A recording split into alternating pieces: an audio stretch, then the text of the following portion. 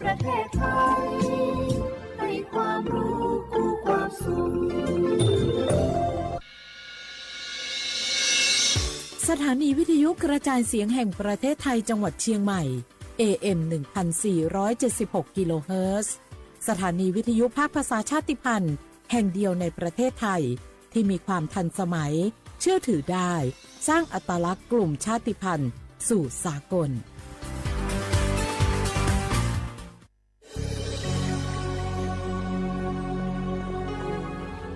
เกิดเป็นคนไทยเติบโตบนผืนแผ่นดินไทยจงภูมิใจในความเป็นไทยชาติไทยเรานั้นนับเป็นชาติที่มีความเป็นมาเก่าแก่ยาวนานเรามีภาษาวัฒนธรรมและมีสิ่งต่างๆที่เป็นเอกลักษณ์ให้เราได้ภาคภูมิใจในความเป็นคนไทยเราควรเห็นคุณค่าและมีความรักชาติหวงแหนแผ่นดินอันเป็นมรดกของบรรพชน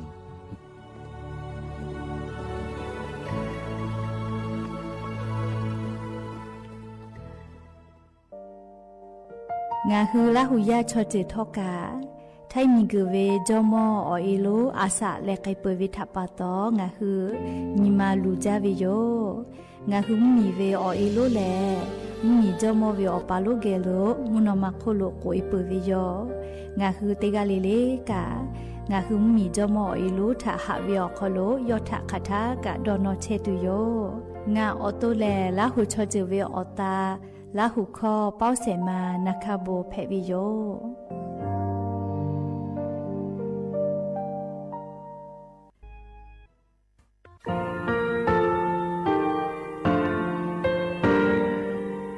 งาคือมีติปิเพกาวิชแลงาคือติกาติฉือแลติเลเพกาวิมาเฮยาค่างาคือชอยาออโตโคโลกาติเชวิออโครคาติผาคาชุโยอาชุโยวิโยกาคาเดติเลอติเกกาพุติลาวิทัปปะตองาคือชอยาอาสะติกาวิโยงาคือออโตโคโลออโครคากาติเชวิอือเวอีเวมาโกติยาลิเลทอกาอายิอือเวคาชเวเพวิโยอลากวงาคือออตุคอลูออคืออคากาติยายามาเตียลาบิลโกงาคือชอยาทอกาอาสติมากาวิคาชูงาคือมีติปิเพกาวิเจแลงาคือติมูติสติเพเลอ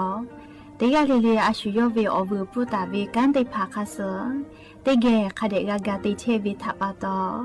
งาคือมีติปิจกิเพลากาวิโยเชแลงาคือเทโจโมโครคางาคือมียาถาตอคอปิลาตาเวปุระเวติเชเสนีเสหปามัชหปานิงาติเชออกขอบทามัววิทยาลัยวิชาการศึกษาประสานมิตรโกเวออคโลจากเกรทาเทโจโมคุโฮคางาคือมียาถาปิยาลาตาเวตอคอติพายโย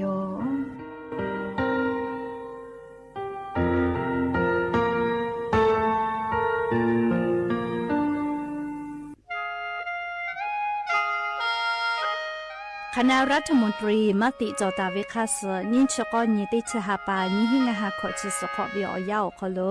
มติจอเลจิชิตาเวคาสงาหุงมียาบะติเวพ่อปะหาจอเชเวงาคือไทมีกขอเชอวิชติภาทาบะติปีแต่กุเลจิชิตาเวคาสมีเวอเลียวค่ามาตราติชสอคโลกุบตาเวงาคือมีอคโลชอตอชอลุพ่อเวพระราชบัญญัตินิหิงาหันชิญขอคโลกุบตาเวคาสไทมีกคโลพอลุลาและเชลามอวิชติภาและทะเบียนประวัติภาคเดเจจอวิชติภาไทมีกคโลลุลาตาวิมมีเวอเลียวค่ากฎหมายคาสคเดลุลาเลเชเพตุอโปงาคือมีญาติภาษาสถานะคนต่างด้าวเข้าเมืองโดยชอบกฎหมายก็เวบะติภาติปีแต่ก็แลจิชิตาวิโยเปตาเลมาตราสืทวิอคโลกโกบุตาเวพระราชบัญญัติสัญชาตินิหิงาหาหิขออคโลกโกบุตาวิแลงาคือไทมีกคโลปอวิชอไม่กะอปออิติภาไทมีกคโลเชมอและทะเบียนประวัติอคโล บะมาโจเฮเวกายาติผาแลสัญชาติไทยติผาลอเพวิเจกุทีออติออคโลโลโกสำนักบริหารการทะเบียนกรมการปกครองออติออคโลกาจาจาดาเลกาจาลอยวิเจออกาญูเวตันจาวติผาแลนี่คือทะเบียนประวัติคาซืออเพซานาออกคโลอาจุยากาติเวอญอยาออกคโลจาลอยเพวิเจนี่ชกอนี่ติชหาปานี่หิงาหาขอชกอขออุโสจิแม่เจกาเลงาคือไทมีกอคโลมาติคอรมอนี่ชกอนี่ติชหาปานี่หิงาหาขอจุสขออคโลดีชิตาเวคาซืองาหุมมียาบะติผามาจอเฮเวไม่เลกะบะมาจอกะไทมีกอคโลเซเชเพตุเวบะติผาติปีแต่โกเลดีชิตาเวคาซือติปอกอยู่เวลาเลนอลาวิโยแม่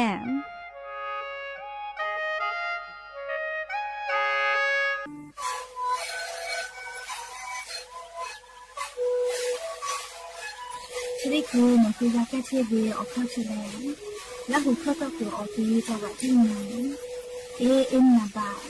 เต็งที่โอหาสุดที่ขอตัวเฮเล่นเล่นหลอกเอาพ่อเอายาแก้เชื้อได้มาเลยดูแลได้ชิ้นมาเลยเล่นถือไปเอายาที่มาที่แต่แล้วเข้ามาชาพยา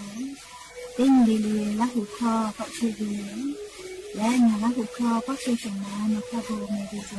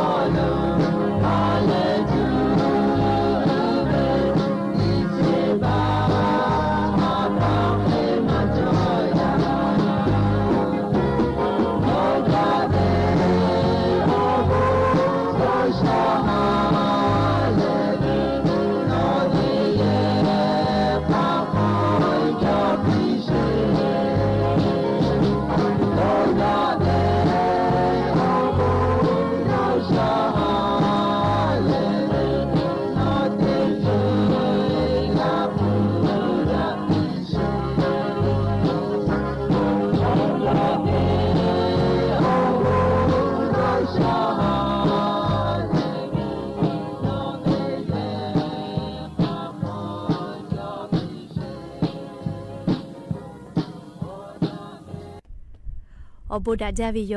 อย่าเพื่อหาติปอทอกา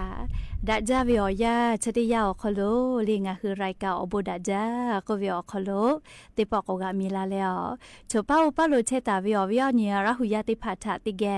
อคอกะกอกะดะเกเชวิทัปปะตออรอปืติกาลิลิทาตาอุยอยาวิอคโลละเซจาและรายการอบุดาจาอคโลหะอยู่ลาวิโยแมหะวิอวิอเนียราหุยาขะพอชพอโลเชตาวิคาคิเพเชเลเตียลิลิกาจาเมดอเมซุเมกาเมเลอฮาเลดอซาเชอลินาจะได้เจอวิอยากานี่คือไทมิงกอคโลแลมุกะวิอยาลุลาปุวิทัปปะตองาคือเตียลิลิกาจาเวดอเวเชเวจอเวติจิลิลิพอกาอายิติแลอาชุยอโตยอยากาทะคะเดญหาซาดักอิสิแมยานี่แหละชุดที่สองคโลสุปเซนี่ติชนี่ฮาปาดิสิบาฮาปาคโลยานี่อติชนี่ยานี่แหละยุ่งนี่เพวิโยและจะขอนี่หินชงะขอสุขหาวิอวิอเนี่ยราหุยาติพาวยานี่แหละอาจุยาราชกาสนาติพาเจวิโยฮาปาลิเมเนี่ยเตียวิโยแม่อลก็ยานี่แหละงาคือไทมิงกอคโลมีวิอเลียวค่ากฎหมายจอลาตาวิชถาลีดอนอวิอคโลยานี่วิอยาแลวันรัฐธรรมนูญอนี้แต่ก็แหละแต่ตาวิโยมีกโคโลติมมีเลเลทอกามีเวอเลียวค่ากฎหมายอคโลมากาเชติกาลิลิกามีเวอเลียวค่ากฎหมายอฮอโลกาเชวิโยและงาคือไทมิงกอคโลยานี้อเลียวค่าลิติผาจะเคจอลาวิแลไลปอกูปีปาลาวิโยชลาปะตอยานิงาคือไทมิงกอคโลมีกอแลกาเชวิชกามีเวอเลียวค่ากฎหมายติผาลิดอติผาจอวิทัปปะตอเลียงาคือติกาลิลิกาอเลียวค่ากฎหมายอฮอโลเชวิทัปปะตองาคือไทมิงกอคโลกอแลกาเชวิโยแมหาเวอวิอเนียราหุยาติพาวเตหะเลเลเวอยาหินาริควตาและกอนาริทักกายเตหะเลเลงาคือราหุคอรายการอบุดาจา AM ติฮิโอหาสจิคกิโลเฮิรตซ์วิทยุเรดิโอพอราหุคอตอไกเชวิโยเปิดตาเลนิพอติพอ Facebook Fan Page สวทเชียงใหม่ AM 1476พอกะไลฟ์สดติดต่อไกเชวิโยข้าพอซาพอจโกอุพอพอนาและนี่คือราหุชอเจตาติแกออกาปิดาไกเพวิโยแม่และอย่าปึกฮาวิอยาคโลทอกะยูเวลาตาเวมีพ่อเวซาตาอบุจอวิออลอติผาติเลกะนิมาซาตุลิขอเอติภากะยูเวลาตาวิโยหาวิอวิอนี่ละหุยาติพาวชดิเจวิอยากะนี่คือไทมิงกอคโลแลอจอยาปีปาไกเชวิโยแม่นิเวตยาทาชดิสอคโลกะติปอกอกอลาตุโยเจเลขอคุลอคุพอลอคุกะกอกะจัตุโยเจแม่ชดิสอคโลทอกะไคเตเลอนี่คือลาหุยาติพาเขาคุลอคุพอเชวิลอคุกะจาวิดอวิเชวิจอวิพอคาเดอายิติแม่อลอกมุกะวิกะขอคุลอคุพออาจจะกะวิลอมุขอพอลอกคิตอมากะแม่เฮกว่าจะได้สอคโลกะเฮปามิงกุพอเวมุกะมุฮอกอมาติดีก็มือลุลาและนี่คือไทมิงกอคโลกะติปอกอกอและก็กะกิตุโยเจก็เปือและซอติสลอโคเลติปอเลเวอซากะอาจจะก็ตะลาตุโยเจแม่อาจจะยาติคือติยาปิปาเชวิทัปปะตออาจจะเยนาเวเลฮอนาชนากะนาชินาจะได้พาจ้าถัดจ้าเป็นดักไอเวกามาจาลอเรียกของงาคือเตกาเลลิกาเอาเกาซาคเดจอเลอปอโตลาตาเวียอันนาอากอติจิเลเลฐานี่คือต่อดักเลอปูกากากิจูอาชุยอตุยอยากาทะคเดนหาซาดักไอเสแมมและยันยูเวียาเลยาเซทังงากุไกเปเวคาชูยะนี่แลเรียงาคือมีอคโลอายิอุจาเวียนตินเพวิโยอลก็ยันยิงาคือไทมิกอคโลแลมีเวียเลียวค่ากฎหมายก็วินาอเลียวคาแต่ละตาเวลิดอออนเพวิโยงาคือไทมิกอคโลเตขอเลเลติชนีฮาปาวิอยาคโลแลวันรัฐธรรมนูญออนนี้แต่ก็แลแต่ตาวิโยอลก็งาคือไทมิกอคโลมีเวอเลียวคากฎหมายดออลอเตดอจอลาเวแลอุทานีฮีออหาสชงะขอท่าติชนีฮาปาท่าตาจอลาตาวิเจและลิงาคือมีจอมคัวค่ะพระบาทสมเด็จพระปกเกล้าเจ้าอยู่หัวยอตากวาลาตาวิโยอุทาตาเวลาและยะนีเวอยักขกายงาคือไทมิงกอคโลมีเวอเลียวค่ะลิดอเชทอกะปีป้าและเลไทคือไทเจ้าโกเกาะแทและ เลปุลาทาแต่เวอเจ้ายะถามาหอเวลโกกะกอปีปาและงาหึมมีเวอเลี้ยวค่ากฎหมายดอเจเวทอกะปีปาลาวิกาไลดอกาวิโยเฮกอยาเซทางาโกไกเปเวพระบาทสมเด็จพระปกเกล้าเจ้าอยู่หัวแหละงาหึมมีจอมคุอค่ะสกาติกายองาคือไทยมิงกอคโลมีเวอเลี้ยวค่าลิดอชะดิดอยออลอเปตาลาตาวิโยเฮกงาหึมมีเวอเลี้ยวค่ากฎหมายชะดิคือเวอยาคากายเยเชวิแลเลียวอูทาตาเวลาเวเยลาเชวิโยเฮกปีปาลาเวคันยิปอเกาเลก็เรียกชะดิคือเวอยาวคโลเยเชเวแลนชดอกาปเวโยมีเวอเลียวค่ากฎหมายลิดอเลียรัฐธรรมนูญกุลาเวชะดิคือเยเชเวแลนชติฉบับเพวิโยเรียกกว่าปุลาเวนี่หิงาหาขอชะขอหาปัสขอนี่อหาไปพริหาปทาเลมือติปอกัววิโยเรียกกงาคือไทยมิงกอคโลรัฐธรรมนูญติพาลิมมีเวอเลียวคาลิดอกุลาวิกะอินเฉพาะกับวิโยจะได้คือเฉพาะติปอวิโอคโลเยลาเชวิโยแม่เลชกางาคือไทยมิงกอคโลแต่ตาวิโอเลียวคากฎหมายแหล่เลียอายุดาวิโยชดาปตองคือไทยมิงกอคโลกะมีจอมคุอค่ะสกาติกาวิโอบุทกะดอนอแลติขอลิเลติชนีหาปาวิโอยาคโลแลงาคือไทยมิงกอคโลอเลียวค่ากฎหมายลิดอจอลาวิโอลอตินเพวิทปตอนีชวิโอคโลงาคือไทยมิงกอคโลอุทาตาวิลาและยันจุยคากายวันรัฐธรรมนูญอนีแต่ก็แหละแต่ลาตาวิโยมอเจาวิโยเลนเฉพาะกัวลอแม่เลโอทามีจอมคุกค่ะสกาติกายอตาตาวิลอแม่ลิชกางาคือมีอคโลเวอเลียวค่ากฎหมายดอจอลาตาวิลาซาวาอลอติพายูเวลาเลลิงาคืออวิอเนียลาหุยาติพาทาจะเคชลากาลาวิโยแม่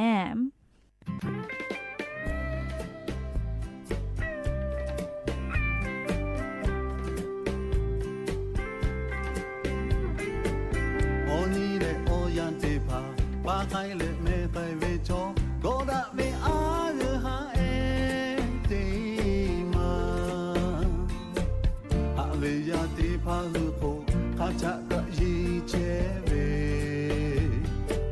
မပရဝေအပါဟာလေအရှာလေဟာဝဝေကိုဖူဒလေဟာလေမာဟေဂောဒမေလောကာ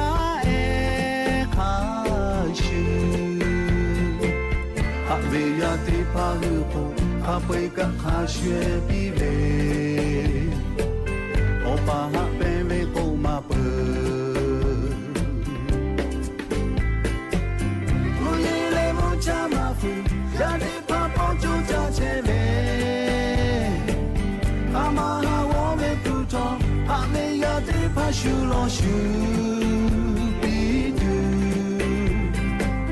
โอปาหะเวเต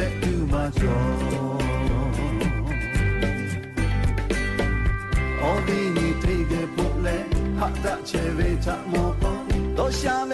โอปานีมาชีหักเวยาติพานุโปหามาลาคือโตกาอุเสติเลหาเลเชเว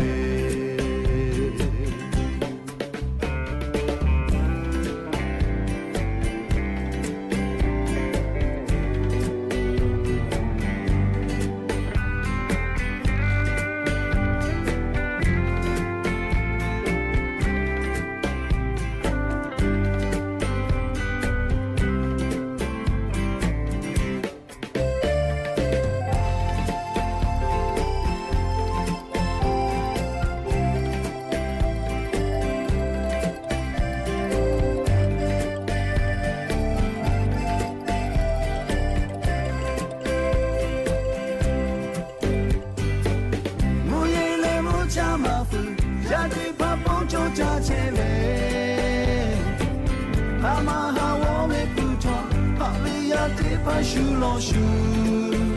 ปีดูโอปาหะเวเตจูมาโจ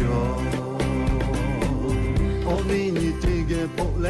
หักตะเชเวทะโมโกโตชาเวโอปานีมาช ရှိဟာရေရတေဖာလူပုံခါမကကတော့တာဝစတဲ့လေဟာလေချေ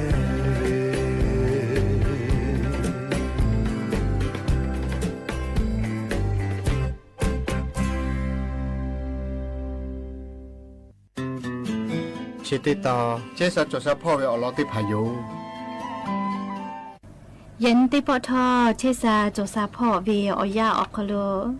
งาคือติยาลิลิกาเชซาโจซากาตูออโปยันเวอยาแลงาคือปึจักก็ถิแล้วไคลัวอานาแผแลงาคือออสติพาเนลาวิติยาทาใครกาติเกโจเวโกเวอลอติพาอยู่เวลาแลงาคือลาหุยาติพาทะชิลากาลาวิโยแมงาคือปึจักก็ถิแล้วไคลัวอานาแผวิติยาทามาอวิชอติพาแลออสเนแล้วเกรดเลือดก็เวติพาเนใจแลเซวิโยแมเชลาปาตอยะนิงาคือเกรดเลือดก็เวออสติพาเนจาลาวิโลโกงาคือสกุณะสติพาคาเคติเยไกตูเวคติยาเยเพเวอลอติพาอยู่เวลาแล้วกุมาลากาวิโยงาคืออป้ากุโลจอตาเวผู้มือผาติพาแลงาคือออโตไคโลอานาเพแล้วออสเนจาลาวิทยาทาผู้มือผาออจะเจเวติพาอยู่เวลาแล้วมือติปื้อแล้วอีกากาจะไม่เกลือแล้วพาปิลิผู้เวติพาโอกุเจเชียแล้วอยู่เวลาแล้วติปอเวลาแค่ติกือเคดอเจแมติงีเวติปอเคดอเพอเจขาติยาดอกาเพออยากข้าวอจับปือขอเนาะดอวิลกัวอัจดาอาจิแมแล้วงาคือผู้มุผามือติเนี่ยแล้วโอกุชีกาตาวิติพาเซนขกายคติจ้าดอกเจโอเคติดอวิลกัวงาคืออสเนเวชติพาเคลาวิโยเจแมมาเวงาคือไคโลอานาเพวิติยาทาแลงาคือมุมิยาติพาจองาคืออตูมาเพตาโดแล้วมอสลากุเกโลหาเมื่อมาเกวิทัปาตออสเนใจแล้วงาคืออาสากาชุเกวิโลจีแมไคโลอานาอปุมาเชแลงาคือชอยาอตูคโลจอตาวีออสติพาโอกาลุทะจติย่อยวิโยแล้วงาคือชอยาแล้วอสเนใจแล้วโอกาลุติพามาจวลาวิโลกูงาคืออตุทอกาติมากาแลอเลมุโลกูงาคืออาสาทอกากาชุเกลาวิโยและจะได้เจอวิออยากามุกาวิออยาเพอกุทอกาปุจักกติพาแลมุกะเสมาปอตอลาวกาปุจักกติพามาเมโลเมงาคืออตุทะปุจักกตาฉิเจมาฉิเจวิออคูกาปุจักกเชเกอติติพาทางาคือคาเดนีแล้วกุจบะแมอลอกูปุจักกชีเนเวงกะเจเลวิชะได้พาแลปุวลาเวอนาลุแลงาคือชอยาอาสาสุโลโลเวโลแมแล้วจะได้เจอเวออยางาคือออตุแล้วฮอนาเจนากานาชินาไลนเตกะมานาแล้วมาเคลาเวโลโกมอสลากูเกโลฮัจจาเตนีงาคือข้างงาคือนัทเชบุดอแล้วไกเชียวิตาติแมอลอโกไคโลอานาเพวิทยาทามอสลากูลาเซคโลหะมากาแล้วหะมากาหะซาเวโลโกงาคืออาสาทอกะชูเกลาวิโยแล้วไคโลอานาเพวิทยาทางาคือออสเนจาลาวิโลโกแลผู้มุผาคาเดชบาแล้วมือติปื้อแล้วพาผู้เวอยู่เวลาแลโอกุชีอยู่แล้วติงเวติปอดอแล้วเส้นขกายดอวิโลโกงาคือไคโลอานาเพแล้วออสเนจาวิชได้พาตะลาแลโอกาโจลาแล้วเคลาเกวิโยจิแมเชทอกางาคือเชซาโจซาพ่อสกุณะเชติเยวิอลอติพาเพวิโยแมเลยอย่าเพื่อนติพอชิลากาลาดูเวอลอติพาชมัยเจติโยซอปอมหลอกก็พอติชตินาริตาแล้วสาวุมหลอกก็ติชนาริทักกายงาคือติปอติแกโกโมดาอามอย่าเพื่อนติปอกากาพนาแล้วโอกาปิลาเชเวติกาลิเลทอกาซุเมกาเมเชซาโจซาปื้อแล้วฮาเลโดซาโกเลเวอบูอสติกาลิเลอคโลคาบีนาปิเซอบูจาแมปาเลเตจินมาซุเบลาโอ ยาลอย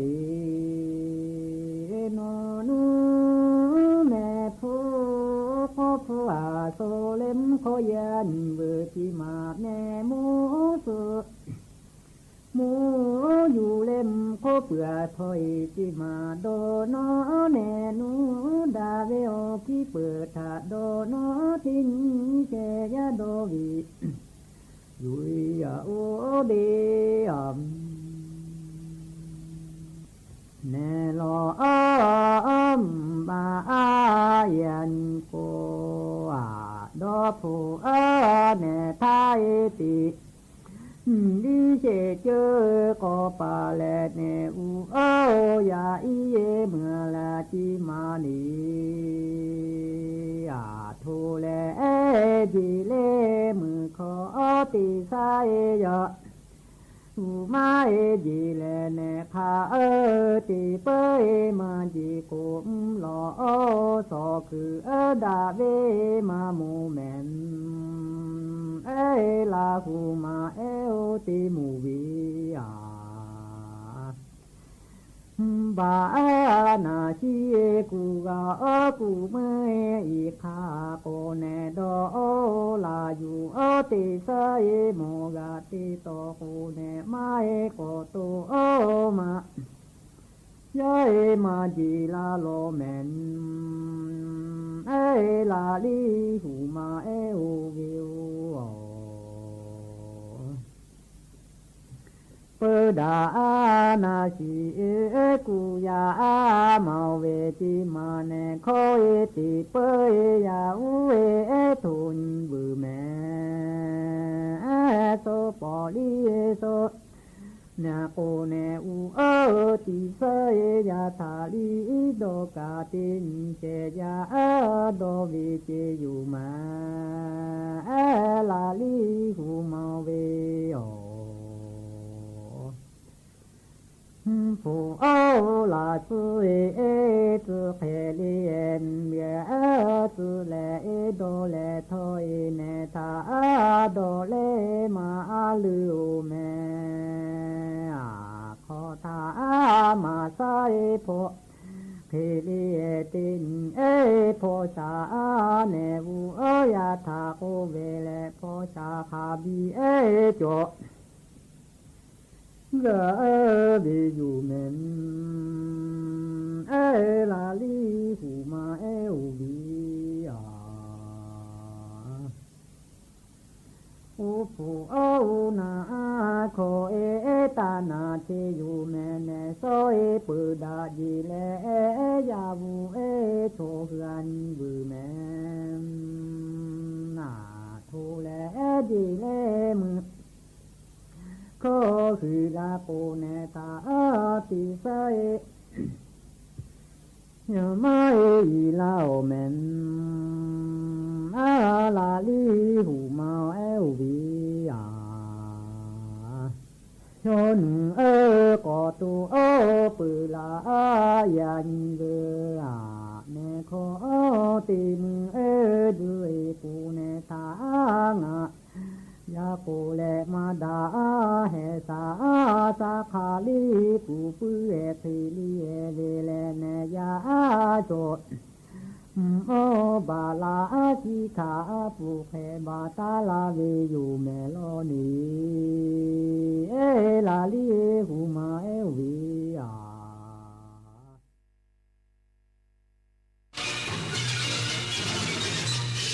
สถานีวิทยุกระจายเสียงแห่งประเทศไทยและเครือข่ายทั่วประเทศเสนอข่าวต้นชั่วโมงรู้เร็วรู้จริงเกาะติดทุกสถานการณ์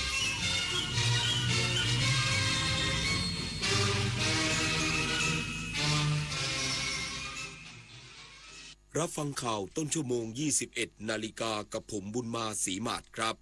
กองทัพเรือยืนยันการปฏิบัติการในพื้นที่บ้านสามหลังจังหวัดตราดและการโจมตีคาสิโนธรรมดาเป็นการใช้สิทธิ์ป้องกันตนเองอีกสักครู่กลับมาติดตามรายละเอียดครับ เชิญร่วมงานกาชาด 2568 ร้อยดวงใจปวงประชา น้อมสำนึกพระเมตตาองค์สภานายิกาสภากาชาดไทย เลือกช็อปสินค้าอุปโภคบริโภค พร้อมรุ้นรางวัลพิเศษสลากบำรุงสภากาชาดไทย 11-21 ธันวาคมนี้ ตั้งแต่เวลา 11 นาฬิกาถึง 22 นาฬิกา ณ สวนลุมพินี และช่องทางออนไลน์ผ่าน www.iletcos.org ร่วมร้อยดวงใจสารต่อการให้ที่ไม่มีวันสิ้นสุด สุขภาพดีเริ่มตั้งแต่วันนี้โดยเฉพาะผู้สูงอายุ แค่ลุกขยับวันละนิดเดินช้าๆแต่สม่ำเสมออย่าเครียดเลือกกินให้ถูกหลักพักผ่อนให้เพียงพอที่สำคัญต้องไม่ลืมตรวจสุขภาพประจำทุกๆปีเพราะการใส่ใจดูแลเล็กๆเหล่านี้ช่วยให้ผู้สูงอายุมีสุขภาพจิตที่สดใสสุขภาพกายที่แข็งแรงมาร่วมกันทำให้ทุกวันมีคุณภาพมากขึ้นด้วยการดูแลสุขภาพกันในวันนี้เพื่อให้พรุ่งนี้ท่านยิ้มกันได้อย่างเต็มที่23 มกราคมนี้ห้ามพลาดถนนดนตรีไลฟ์พบกับบทเพลงแห่งความรักความหวังความฝันสื่อประสานด้วยพี่น้องร้องเพลงหนูมิเตอร์และบิวกัลยาณีชมฟรีตั้งแต่เวลา 18 นาฬิกาเป็นต้นไปณห้องออดิทอเรียมอาคารศูนย์ปฏิบัติการสถานีวิทยุกระจายเสียงแห่งประเทศไทยลงทะเบียนเข้าชมได้ที่ Facebook Fanpage ถนนดนตรีเรายังเป็นนักเดินทางแสนอาลัยสมเด็จพระพันปีหลวงไทยทั้งปวงหมองมนกลร่ำให้พระผู้เสด็จสู่ฟ้าสวรรคาลัยแนบดวงใจตามพระบาททุกชาติภพปวงประชาน้อมสำนึกในพระมหากรุณาธิคุณเป็นล้นพ้นอันหาที่สุดมิได้ข้าพระพุทธเจ้าคณะผู้บริหารข้าราชการและเจ้าหน้าที่สถานีวิทยุกระจายเสียงแห่งประเทศไทยกรมประชาสัมพันธ์กองทัพเรือยืนยันการปฏิบัติการในพื้นที่บ้านสามหลังจังหวัดตราดและการโจมตีคาสิโนธรรมดาเป็นการใช้สิทธิ์ป้องกันตัวเองตามกฎหมายสากลหลังถูกฝ่ายกัมพูชาโจมตีและละเมิดอธิปไตยพลเรือตรีปารัตน์รัตนชัยพันธ์โฆษกกองทัพเรือกล่าวถึงปฏิบัติการทางทหารต่อที่มั่นทางทหารของฝ่ายกัมพูชาหรือบ้านสามหลังในพื้นที่บ้านหนองรีตำบลชำราบอำเภอเมืองจังหวัดตราดว่าเป็นการดำเนินการภายใต้สิทธิป้องกันตัวเองตามกฎหมายสากลหลังฝ่ายกัมพูชาได้ละเมิดอธิปไตยเข้ามาวางกำลังทหารในดินแดนไทยเปิดฉากยิงก่อนมีพฤติกรรมยั่วยุและเป็นภัยคุกคามอย่างชัดเจนโดยพื้นที่บ้านสามหลังฝ่ายไทยได้ทำลายสิ่งปลูกสร้างและฐานที่มั่นของทหารกัมพูชาทั้งหมดแล้วแต่ยังไม่สามารถเข้ายึดพื้นที่ได้เนื่องจากยังถูกตอบโต้อย่างหนักจากอาวุธสนับสนุนทั้งปืนใหญ่และเครื่องยิงลูกระเบิดหรือปืนคอที่ยังคงระดมยิงเข้ามาอย่างต่อเนื่องรวมทั้งการโจมตีจากอากาศยานไร้คนขับทำให้ไม่สามารถเข้ายึดพื้นที่คืนได้ส่วนกรณีการโจมตีอาคารคาสิโนธรรมดาบริเวณด่านท่าเส้นยืนยันว่าเป็นการปฏิบัติการของกองกำลังป้องกันชายแดนจันทบุรีและตราดร่วมกับหมู่เรือลาดตระเวนชายแดนโดยเป็นการโจมตีแบบจำกัดเป้าหมายมุ่งทำลายระบบควบคุมโดรนและระบบต่อต้านโดรนที่ฝ่ายกัมพูชาใช้เป็นเครื่องมือโจมตีและสกัดกั้นปฏิบัติการของไทยรวมทั้งยังตรวจพบฐานยิงอาวุธหนักบริเวณโดยรอบอาคารคาสิโนซึ่งเป็นภัยคุกคามต่อกำลังทหารฝ่ายไทย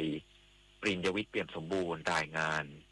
กรมประมงแจ้งเตือนผู้ประกอบการเรือประมงขอให้หลีกเลี่ยงการเดินเรือและทำประมงในพื้นที่เสี่ยงบริเวณแนวชายแดนไทยกัมพูชา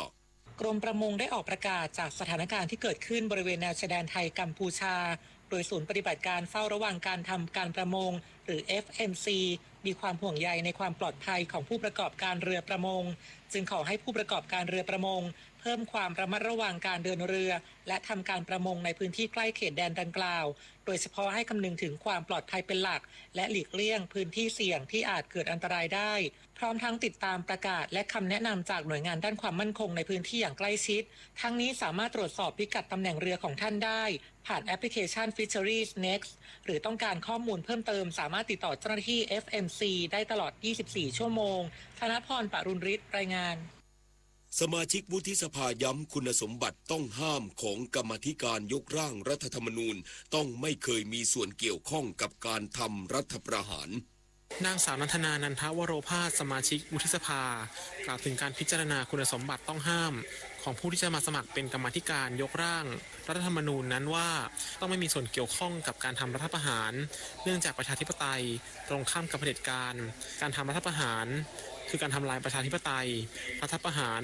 ย่อมอยู่ตรงข้ามกับรัฐธรรมนูญดังนั้นข้อเสนอที่ตัวเองได้แปรยตินั้นเรียบง่ายตรงไปตรงมาพร้อมย้ำคนที่มีส่วนร่วมในการทำรัฐประหารไม่ควรจะมาสมัครเป็นกรรมาธิการร่างรัฐธรรมนูญเพราะการลงมติของสมาชิกรัฐสภาจะเป็นการแสดงถึงจุดยืนทางการเมืองว่าแท้จริงแล้วสมาชิกมีความยึดมั่นในระบอบประชาธิปไตยตามที่เข้ามาเป็นสมาชิกรัฐสภา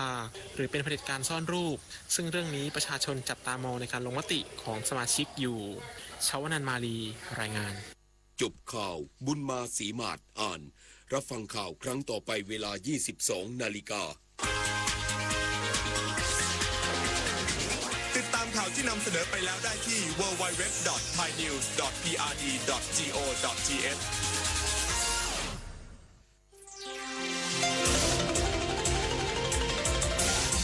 วิทยุแห่งประเทศไทยให้ความรู้คู่ความสุข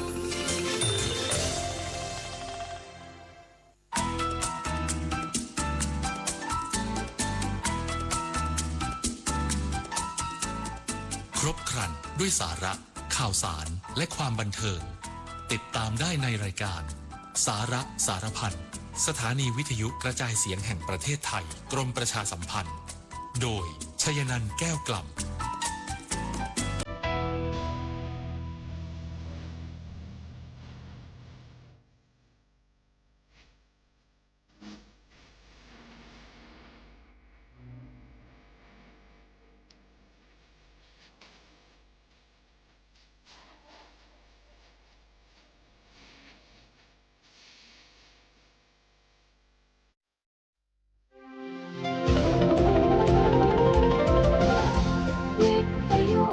ประเทศไทยให้ความรู้คู่ความสุข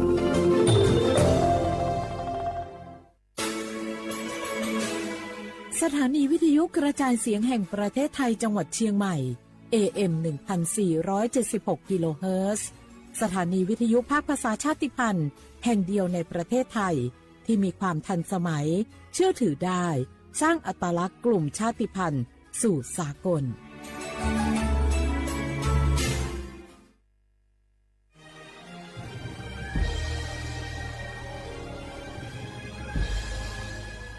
เกิดเป็นคนไทยเติบโตบนผืนแผ่นดินไทยจงภูมิใจในความเป็นไทยชาติไทยเรานั้นนับเป็นชาติที่มีความเป็นมาเก่าแก่ยาวนานเรามีภาษาวัฒนธรรมและมีสิ่งต่างๆที่เป็นเอกลักษณ์ให้เราได้ภาคภูมิใจในความเป็นคนไทยเราควรเห็นคุณค่าและมีความรักชาติหวงแหนแผ่นดินอันเป็นมรดกของบรรพชน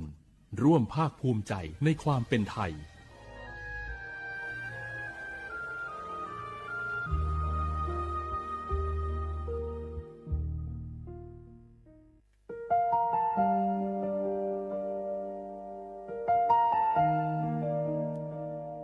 ขอน้อมเกล้าถวายอาลัย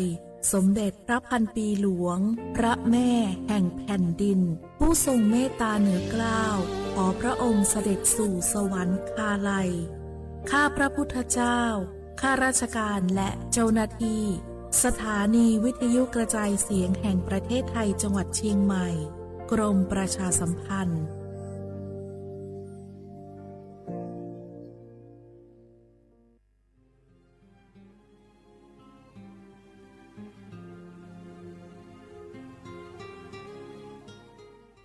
This is a moment of profound grief for the Kingdom of Thailand. We, the collective voices of Radio Thailand Chiang Mai, join the Thai nation in mourning the passing of our beloved Queen Martha, Her Majesty Queen Sirikit. Her life was a testament to the unwavering service, grace, and deep love for the Thai people. Our humble condolences and thoughts are with His Majesty the King, the royal family, and all the Thai people during this deeply sorrowful time. We will remember her forever.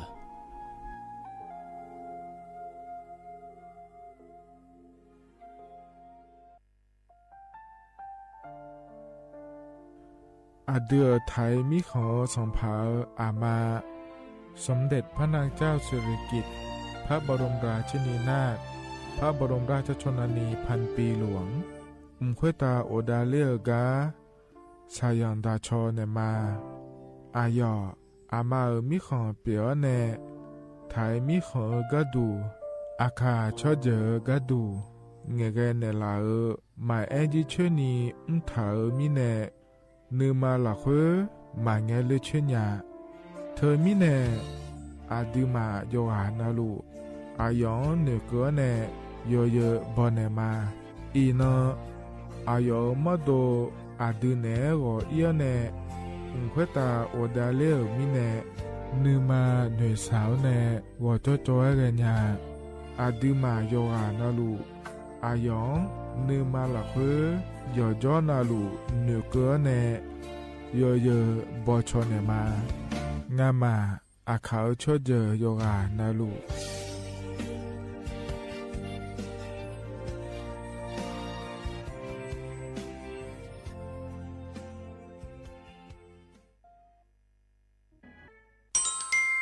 อาเย็นเย็นเจลังเงอันนี้เชื่อว่าบาลาเชสีอาคนนี้พังอายาโกเชสิเงนอแต่ก็คณะรัฐมนตรีบอกเจ้าล้วนอาเย็นนี้สัญชาติก็สาลัวเดินชาวบ้านเนี่ยก็ดูเดและบอกจางอาเดยเนียวเด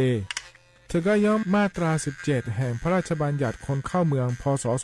2522และขั้วเธอก็เธอเนี่ยอาเย็นนี้เธอก็ถ่ายมิขอละคุยพ่ออ้อเหลียวว่าเมียวนี่จอลาเดอเขาเนี่ยรอทะเบียนประวัติและขั้วเธอย้อนฉายเจียเดินนะขอเนี่ยเย็นเนียวเธอก็อยู่หาก็ดู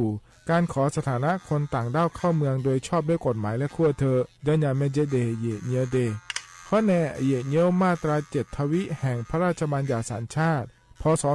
2508เยนี้เธอก็ถ่ายมิขอละคุยได้แล้วแน่อาดามังนะอามาเธอก็ทะเบียนประวัติบุคคลไม่มีสถานะทางทะเบียนและอ้อเธอเยนี้สัญชาติสัญญาเมเจเดเยเนียเดใช่ก็ดูนะขอในกู้เทเมืองละคุยย่อนะเธอก็สำนักบริหารการทะเบียนกรมการปกครองและคุกาชัญญาไม่ดียมือยอละคุยนะเยเนียเธอก็ในอำเภอโยฮันเนโจดัวรอราชการอายามละคุยอานอนีเชเวบาลาโกซีอาคนนี้พังอายาโกเชเวขวงเกนีเดเยเนียว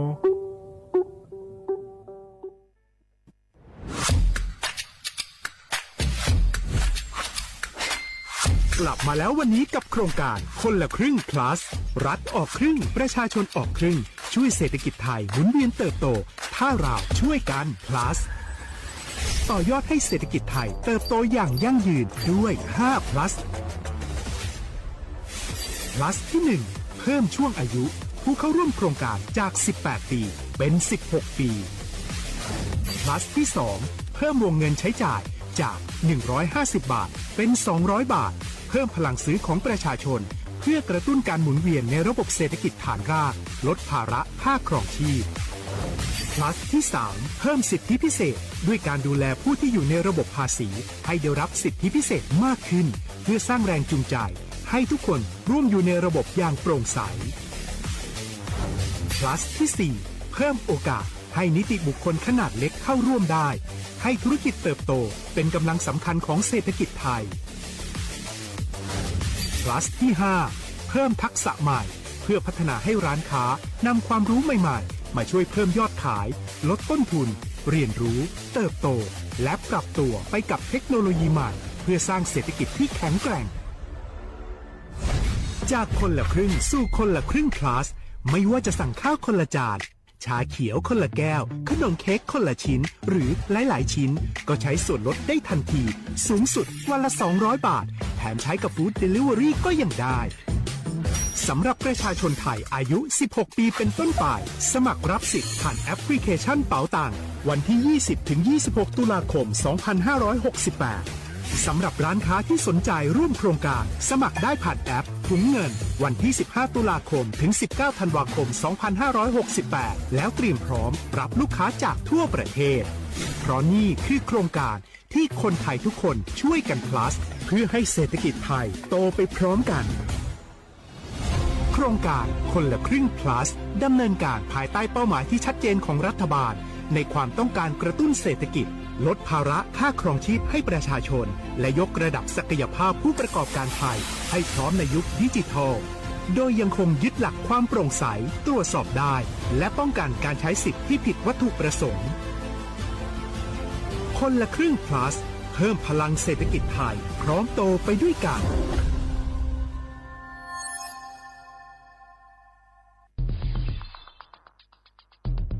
แค่3 ปีความเสียหายจากอาชญากรรมไซเบอร์ของคนไทยพุ่งทะลุถึง 94,000 ล้านบาทหรือเฉลี่ยปีละ 30,000 ล้านบาททุก1 ชั่วโมงเราเสียเงินกว่า 3.4 ล้านบาทให้กับมิจฉาชีพออนไลน์โจรไม่เห็นใจคนอาชีพไหนอายุเท่าไหร่สถานะทางการเงินแบบใดหมอพ่อค้านักธุรกิจนักเรียนแม่บ้านข้าราชการเกษียณทุกคนตกเป็นเหยื่อได้เสมอและวันหนึ่งอาจเป็นคุณหรือคนที่คุณรักเพราะจุดอ่อนร่วมของเหยื่อคือความเร่งรีบขาดสติหรือแม้แต่บางครั้งก็เกิดความโลภจนเกินไปอย่าปล่อยให้การกดคลิกเดียวลิงก์เดียวทำให้โจรยิ้มกว้างวันนี้ถึงเวลาแล้วที่คนไทยทุกคนจะต้องร่วมมือกันสร้างภูมิคุ้มกันอาชญากรรมไซเบอร์ช่วยกันหยุดก่อนที่ภัยไซเบอร์จะทำให้คนที่คุณรักและตัวคุณเองกลายเป็นเหยื่อ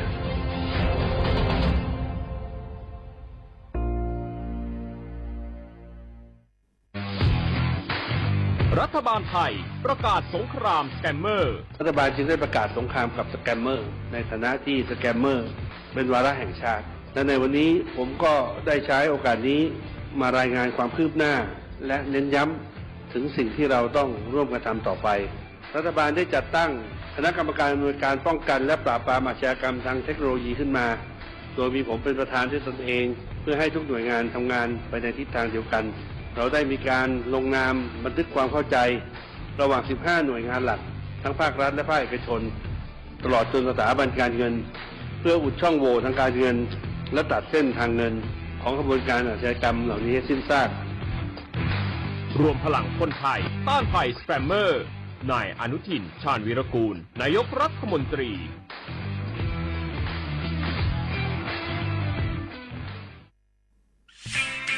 เส้นทางสายหมอกที่สวยที่สุดในเมืองแพร่กำลังรอทุกคนไปวิ่งด้วยกันครับทุกก้าวของคุณคือพลังของลมหายใจชวนเพื่อนชวนครอบครัวมาวิ่งฝ่าสายหมอกเพื่อโรงพยาบาลแพร่ในวันอาทิตย์ที่ 7 ธันวาคม 2568 บริเวณลานกิจกรรมหลังวัดพระธาตุเจ้าแห่มาร่วมกันส่งต่อพลังแห่งความดีเพราะทุกก้าวของคุณช่วยต่อชีวิตให้กับผู้ป่วยในโรงพยาบาลแพร่สมัครได้เลยวันนี้แล้วไปวิ่งด้วยกันในวันอาทิตย์ที่ 7 ธันวาคม 2568 พบกันบริเวณลานกิจกรรมหลังวัดพระธาตุเจ้าแห่นะครับ我是那个所播所错的那个垃圾票可能咩？阿杜阿弟要来吃好，我是那个阿萨手阿弟那个啦来杜老的也表咩？会那阿姐阿票呢垃圾棚啊来，我是那个破鸟毛呢女仔伢咩？有哈的有做那路乌马坡呢我是潮。Mangena ikan jane autonomous 潮 APD 我是阿婆呢潮 Mangena 我是老婆Sinya jemona 所播所錯地松松怎樣所播所錯揭能將埋那個怎樣牙松你也牙松牙巴有得冇的那個地個怎樣你嘛那個那路的那個地松你松Yoga nalu ga dumede Kha cha cha menu menu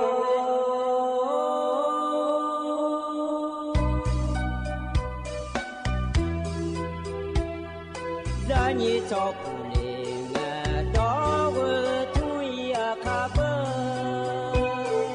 Dani cho mo le nga do nga cho ya ka ba cho pa ma si cho cha lo na i ba so ma nga na ma si ko le ya i ba nu ma si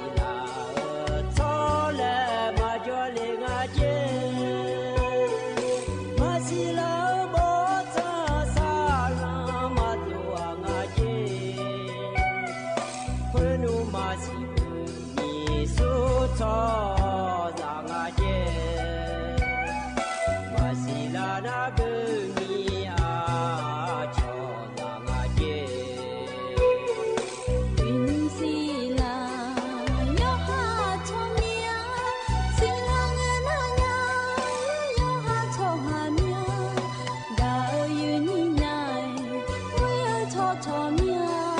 ဘူးလေယူညံသူမြမောလေချောချောလွယ်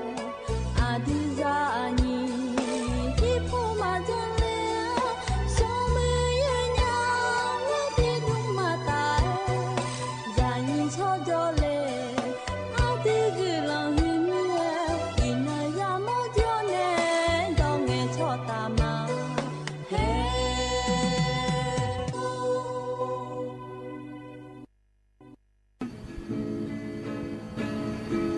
Jola jale bolena ngani ma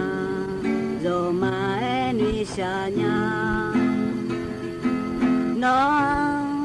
ga ngatia mo mazanya no tia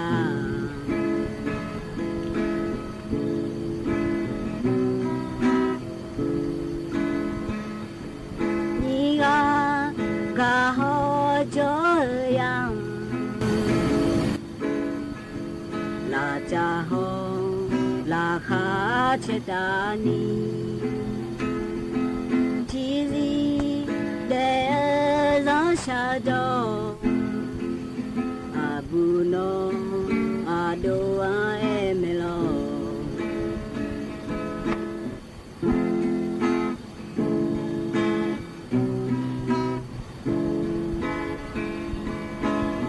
abu me do ado ni khoshi we la we che lu do mu ni no nga alia nu ma la cho abu ja da o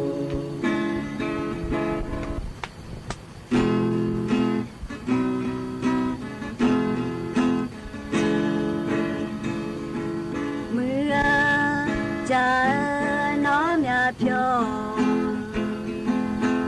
đi khuê ta mư chi ở bù mưu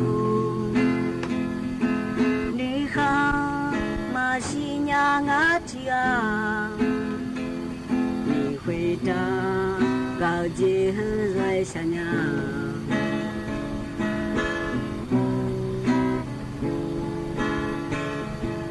cả za no tia ji ji yo ze mo ji ga la pa nya ma za nya ga no tia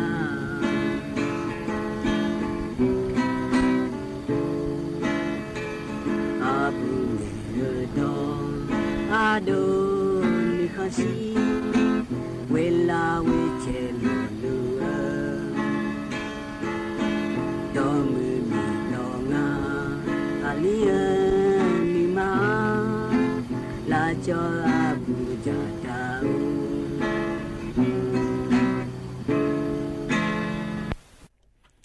อุจิพออุตุธรรมะเด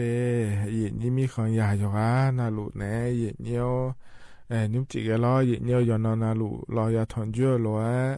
ไอยินี่อยู่อ่ะนาลุแน่พยาถอนเจือเมียเดยิเนียวเดอุจิปาฮกามีอมุดูล้อสวทเจ้าหมายแน่ไอยินี่อยู่อ่ะนาลุแน่ล้อยาถอนเจือธนาขอเนี่ยนาลีวัวล้านเนี่ยละตาปานาลีเชหลังก็นี่แม่ยิเนี่ยเธอมีแน่รอนุ่มจิอยู่นาลุยาถอนเจือล้องานแน่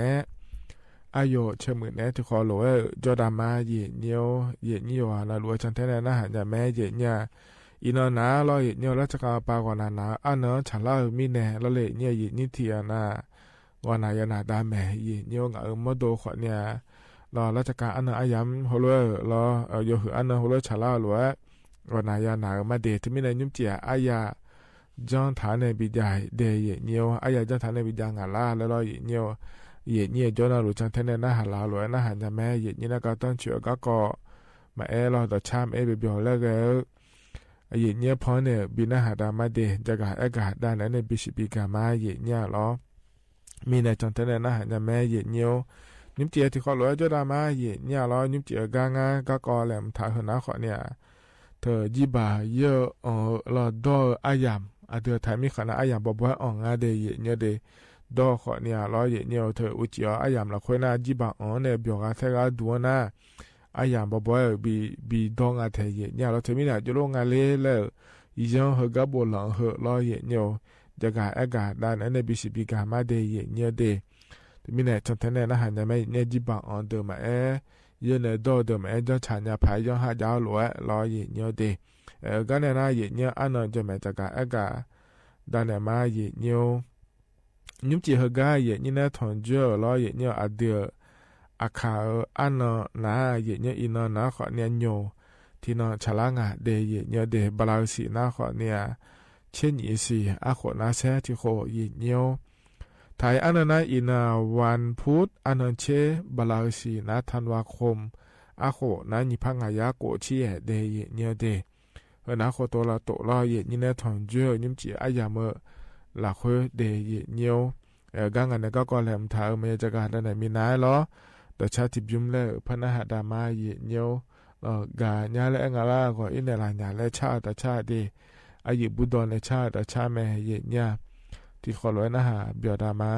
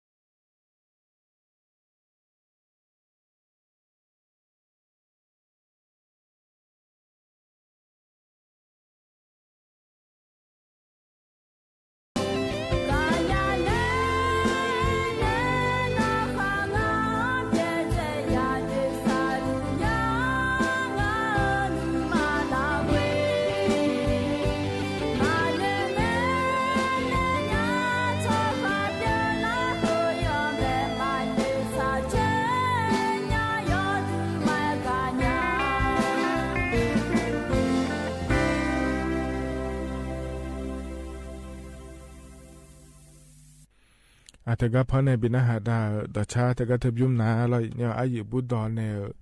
ชาดชางาเดยเนี่ยเดยอยู่กันนะหลวงพอเนี่ยบินาหาดาก็อายนะหาเบียวดูเดยเนี่ยก็จะนอนปาลาเนี่ยนะหาล่าอายนี่อยู่กันนะรู้ดูธรรมะเนี่ยล้อเฟบัวปนเนี่ยนะหาแม่มาข้อปนเนี่ยนะหาแม่เดนิ่มเจียงานเนี่ยอายุเชื่อเหมือนเนี่ยนอนหลุดทอนเจ้าล้วนที่ขอล้วนแล้วพระเจ้าดามาเนี่ยล้อก็เนี่ยนะก็ก่อแหลมเท้าหล่อจะกะอากาศนั่นเนี่ยเดยเนี่ยเดยเนี่ยเดือดถ่ายไม่ของละคนน่ะจีบอ่อนพอปะก็ดูนะขอเนี่ยย้อนยาเทียเนี่ยอายามฮัจจาล้วนบีอันชาก็ดูเดแล้วเลยเนี่ยน่านี่เทียนาตัวเด็กไอ้เงี้ยล้อจีบอ่อนดวงเบียวเสียดวงอินเนี่ยตัวเยอะเธอขอเนี่ยอายามยางาเทียเนี่ยล้อที่มีเนี่ยเฮก้าก็ยุ่งเลยจะกะอากาศด้านในบีซีบีกาเนี่ยเดยเนี่ยเดเจล่าเงี้ยล้อเนี่ยเธอก็เนี่ยราชกิจจานุเบกษาแล้วงาเทียเนี่ยย้อนอ่ะก็เดียจาขอเนี่ยเขาก็พอเนี่ยบทเลยเนี่ยรอบีเกือนะคนเนี่ยยุ่มได้ก็ดูเดและแม่เทียเนี่ยล้อถึงกับเว็บไซต์ราชกิจจานุเบกษาและขั้วปนเนี่ยจากการแอกาโดเลอโบโดเลอนะเจล่าเงี้ยเราเนี่ยคณะกรรมการควบคุมเครื่องดื่มแอลกอฮอล์และคู่งานเทียเนี่ยเขาก็จีบาผู้มาฮอลลูดาฮอปาก็ดูเนี่ยล้อจันดาเกิดได้ก็ดูเดเนี่ยเดเจเลยจากการแอกาก็ดูงานเลยแล้วก็นะคนนี้ตีนะจีบาอายามเจเนี่ยจีบาอายามนะเดเนี่ยเธออุศนาลีเชติลาเนี่ยเนาะพอป่าเลยเนี่ยเขาจะได้ในนาลีนี่หลังเกินนี้แล้วบีอันยาเดียอาหูบานาเลยเนี่ยนั่นเถอะกันเนี่ยอันก็เขาจะได้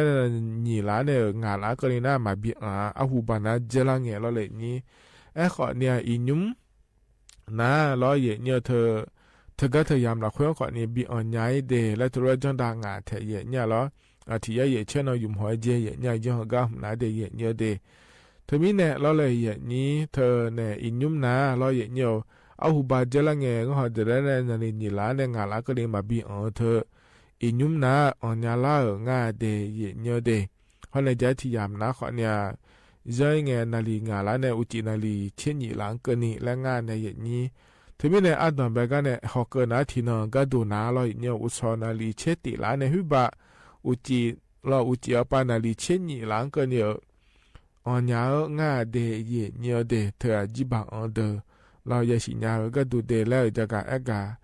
ดาในบีซีบีกาเลเดยเนี่ยเดอุศนาลีเชติละในย้อยเงี้ยอุจิอปาลอนาลีเชนี่หลังก็เนี่ยอันยาง่ายเนี่ยในจีบังดอเดนะเนี่ยเทียนะอีกครั้งแต่จนในตอนนั้นว่าจะมังงานในนี้ขอเนี่ยเราที่อนาเบอชอทรูเบียกเชื่อดูชอสถานบันเทิงและคู่งานเราในอย่างนี้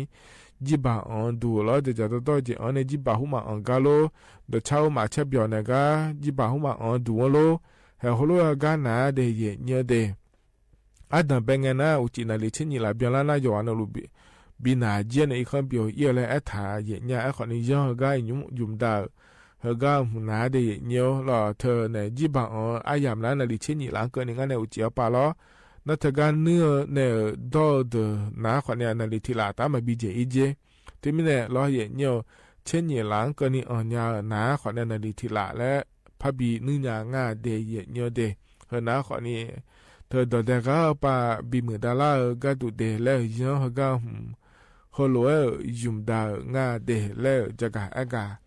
ด้านไหนในบีซีบีกาและเดยเนี่ยยุ่มและเนี่ยเดเฮน่าคนนี้ยุ่งเขาก็อันนั้นไปยามเราคุยแล้วเนี่ยจะกะอากาด้านไหนในบีซีบีกาเนี่ยเฮก็นาเนี่ยเราเนี่ยตัวชัดทิบยุ่มแล้วพนักดามาเดยเนี่ยเดเธออโดลีเนี่ยชาตัวช่างหายเนี่ยเบียลากากูญาและงาเดที่คนร้อยนะฮะเบียดามา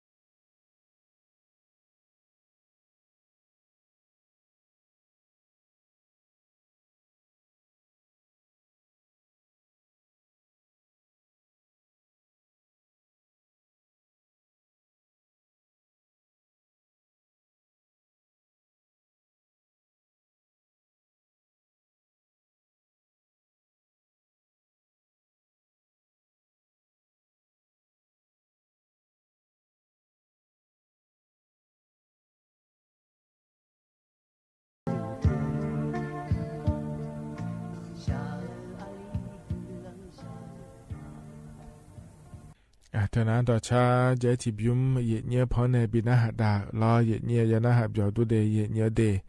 เฮกาจนอปาลาในนาหาลาเยนี่ยอนาลวยดูธรรมาเยเนียลอก็เนี่ยนะลอกว่านะอันนั้นชาลาลวยดูลอกเนี่ยเดียข่าวสมิโอก็จังถ่ายหุ่มแล้วพอในบินาหดาญาเดเยเนียเดที่เขาลอยนาหดามาสมิโอเนี่ยคือข้าเหลวทองพังก็เลยไงเชื่อจุนะเฮน่ามีเขาจุดต่างอากาศจะอาคาราคนเนี่ยเฮเดินหน้าที่ดอยมาภายในที่กอลวต่างอันที่ห้าอาคาราจุเฮน่าอุจิยุมามาของมังตอมอตของมังก็หูปะการมีปีเลน่าอาเดียขาดชดอยู่ในอินนอกนี้จงจานหัวจืดอากาศจะอาคาราคนเนี่ยมันไม่จริงสุมีโอมาสิญาอาจจะทำพังมาสิญาชอบหานะอาคารามันก็ดูคนมีเนี่ยอากาศจะมีนายโยไปพายมาเดี๋ยวคนเนี่ยเลี้ยงเนี่ยยอหาจืดหัวจนยังพายเรื่องแบบมีแบบจุดแต่จำแต่หัวหน้าอาเดียอาคารแต่เป็นเองมันมีของคนตายชดอยู่ชดช้านะยอดเยอะน่ารู้เป็นในทาง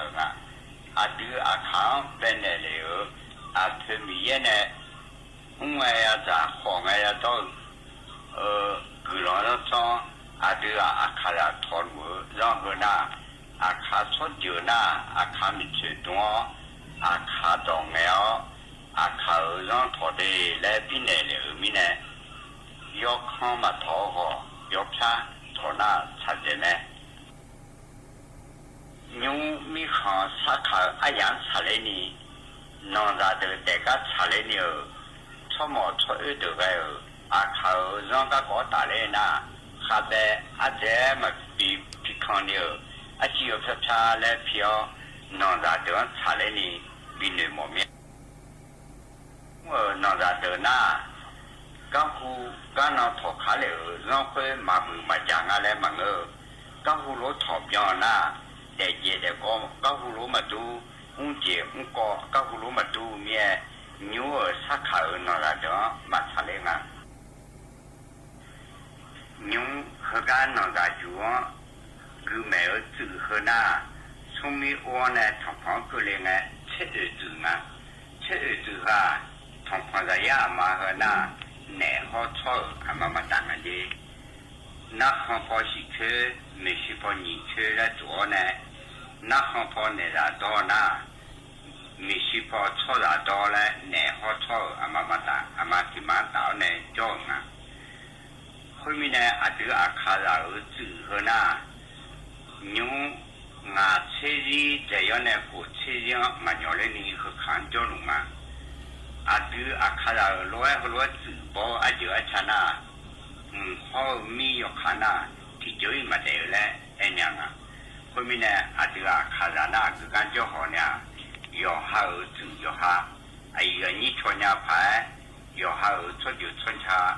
ชายาพายน่าจอสียาพายจอสีพายเอง牛那个就上坡做那就那个说明我呢，คือเขาเลยไงทองพังก็เลยไงเฮเชื่อจึงทองพังระยะมาเฮน่าแหน่ฮอชอบมาตามาที่มาตาเนี่ยย่อเลยตัวตายาวทองพังเนี่ยเราพอมาเงยหน้าทองพังละตาจีหัวเยอะแล้วมันจ้องหัวอาโชชดอยู่อาเขาชดอยู่เปล่าอาเขามาอยู่อาเขาชดอยู่เปล่าน่ะทองพังพัดดอลลาร์น่ะ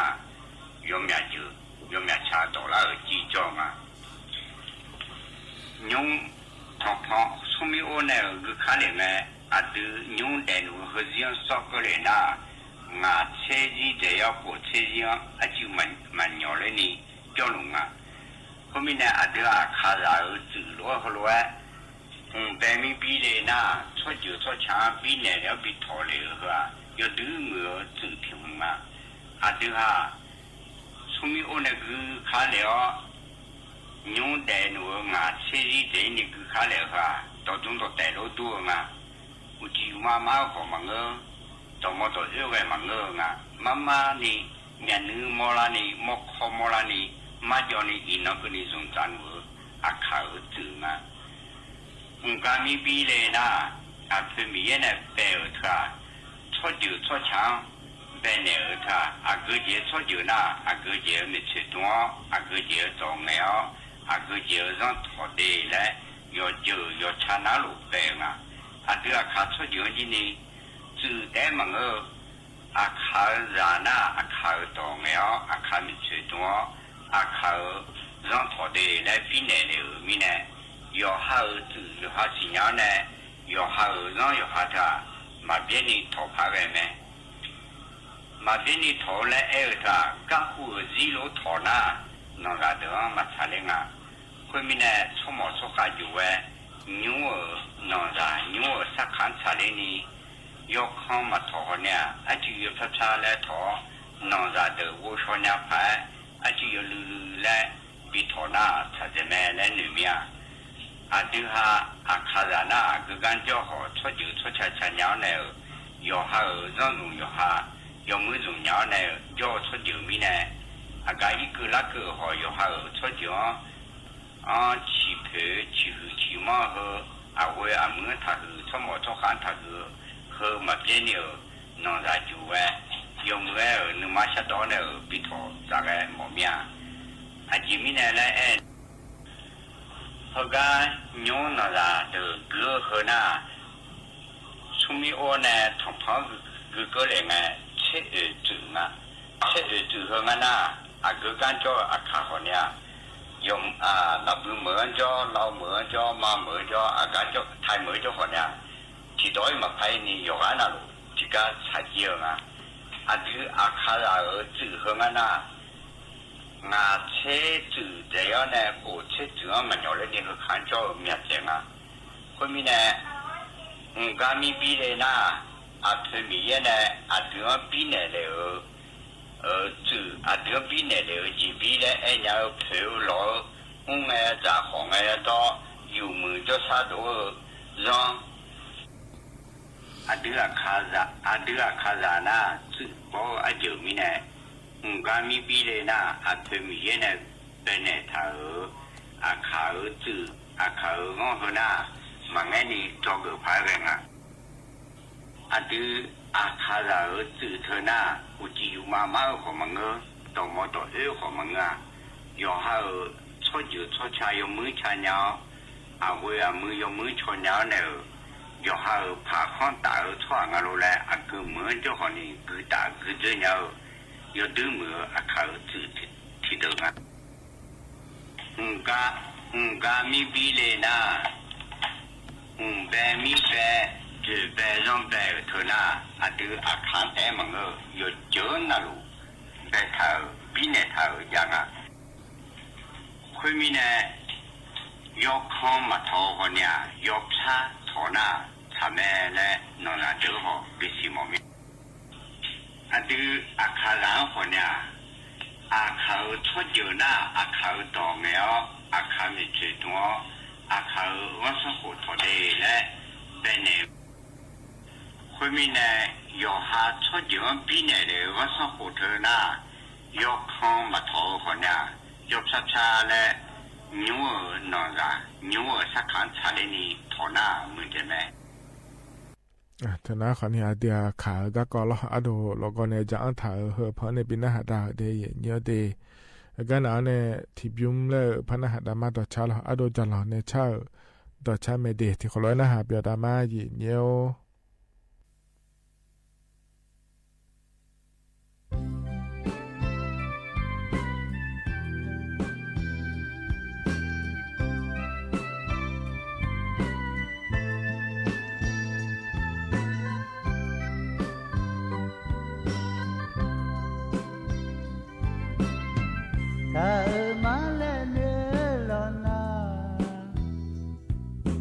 มมจอกาเน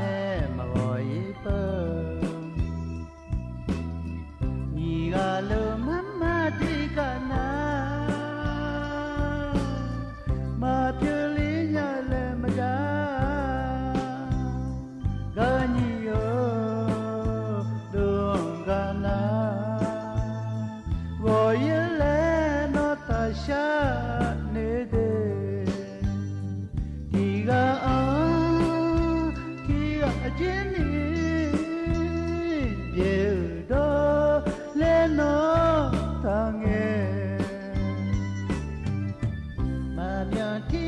ukulama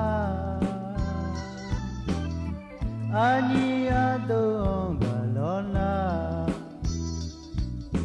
Do ulaga pendole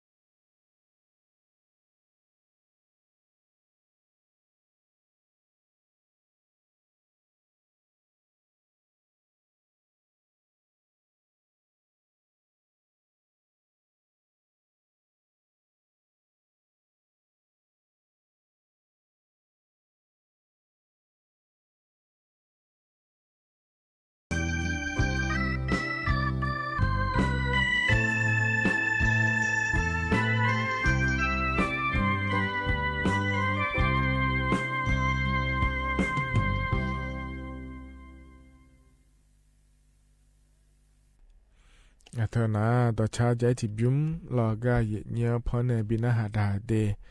ยานาหาเบียวด้วยเยนี่ยอนาลูกล้อเยเนียวเฮกันเนี่ยนะล้ออายามข้าจะล่าเฮอายชากาและพอในพบินาหาดามาเดเยเนียวเดอันยิ้มเจียกาพอในบินาหาดาเฮนะขอในแม่มออาคารเนี่ยแล้วงาเถอายุอาจุมแล้วจะงาเถตะกาชุมยอถ่ายปานในบุญถ่ายล้วยล้อเยเนียวเฮกัมอายามข้าจะล่าล้วยพอบินาหาดาเนี่ยรออายามเจียนะก็อิมาอุจิอุเมเดคานุสอก็ดูเฮกามยอมอดูจอเนี่ยนี่ยอนาลุเนี่ยแล้วพัฒนจุรามาเดก็อิมาอุตุธรรมา那就是啊，现在我们啥了都有。我看没没有啊。快过。妈，下面呀，就慢点等啊。我等哎。吧。我都个一改的，我都没来干的也改的。那我看嘛，我看到那个，这个你还那个。เขาเบื่อขาบ่สิมาคือ เขาเบื่อขาเนี่ยมันเขาโยเลยอาจจะโยมาแล้วกับมันยาแล้วไม่ใช่มันเขาโยมาดิ你在了车嘛？มาดูมาแล้วไกด์ดิอะไรเงี้ยคนละเดิมยาวต้องดูมันสิว่าอะไรต้องดูไปต้องดูนั่นแหละต้องให้ได้la min de la nhà nó de thân nhà của la mi mồ rằng ở cha mi nhà lê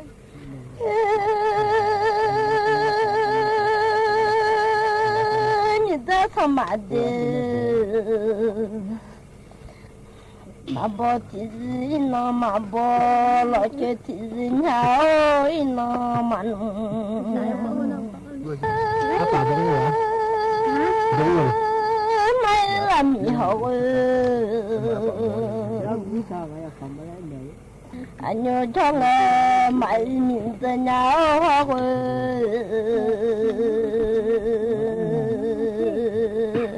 nhớ khát thôi khá lên khá lo rảnh đã mà khá ngày mãi chưa đâu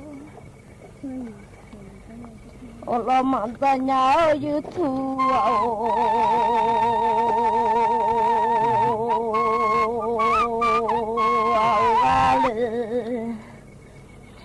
đi mình ngốc phải có vợ đứng đâu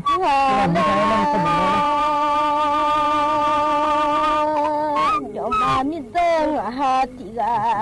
da sha mi ade kalong de da ma ka de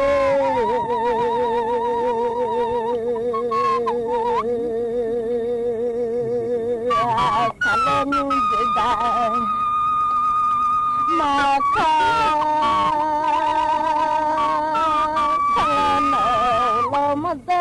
thu ông ở cha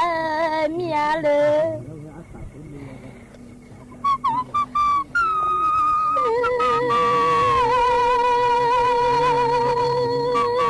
mi mò lo mò yo ya mò lo nang lo không mò lo ai chơi gì vậy Molana kalonyun damaka pokate manale mawo olo manda yutu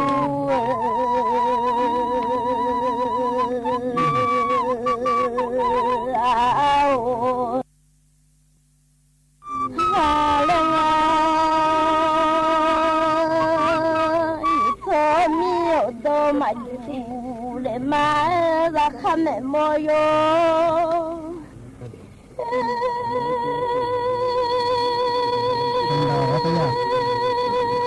mi ma lo amo pa bo yo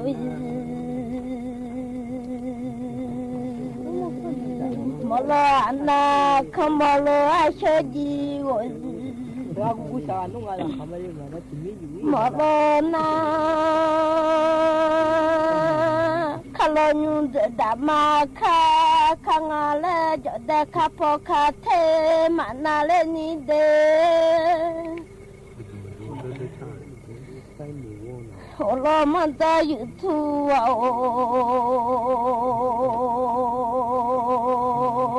nga yutu mi odo maju le mala nyano shamanga ode la chiama dolola nala ngamila zakha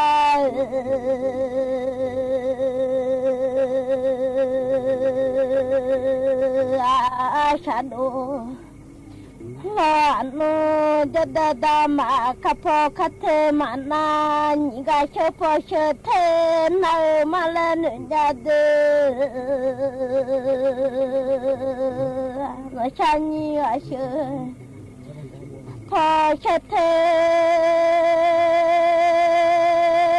na no lo mata yutu au do ma Niga chanu zakha bado ma shaji ama no hati de ba ba she thama lo do ba ja shama ngau ma la tho zakha ne moyo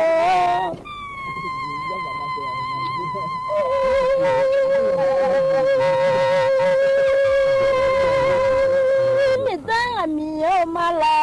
cha de ole lo ji ama no hati de ga no chi cha nya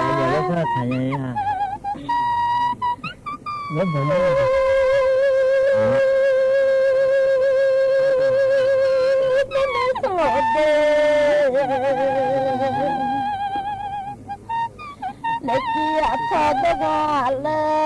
shamala kia to mandonya lowe.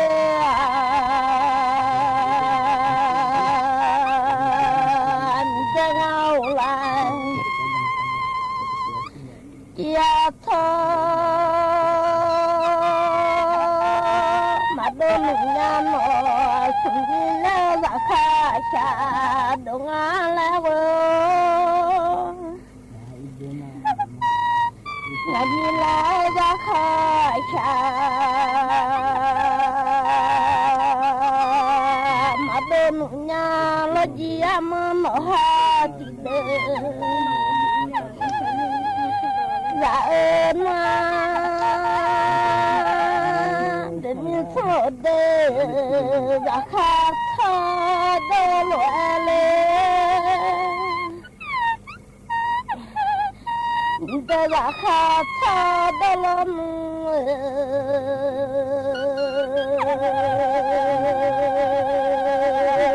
อันเจ้าว่า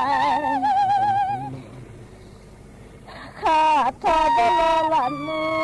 สมีและจีราคา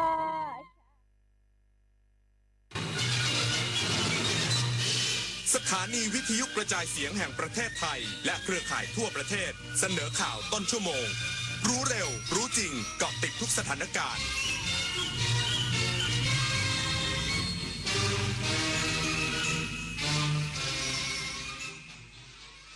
รับฟังข่าวต้นชั่วโมง 22 นาฬิกากับผมบุญมาศรีมาศครับ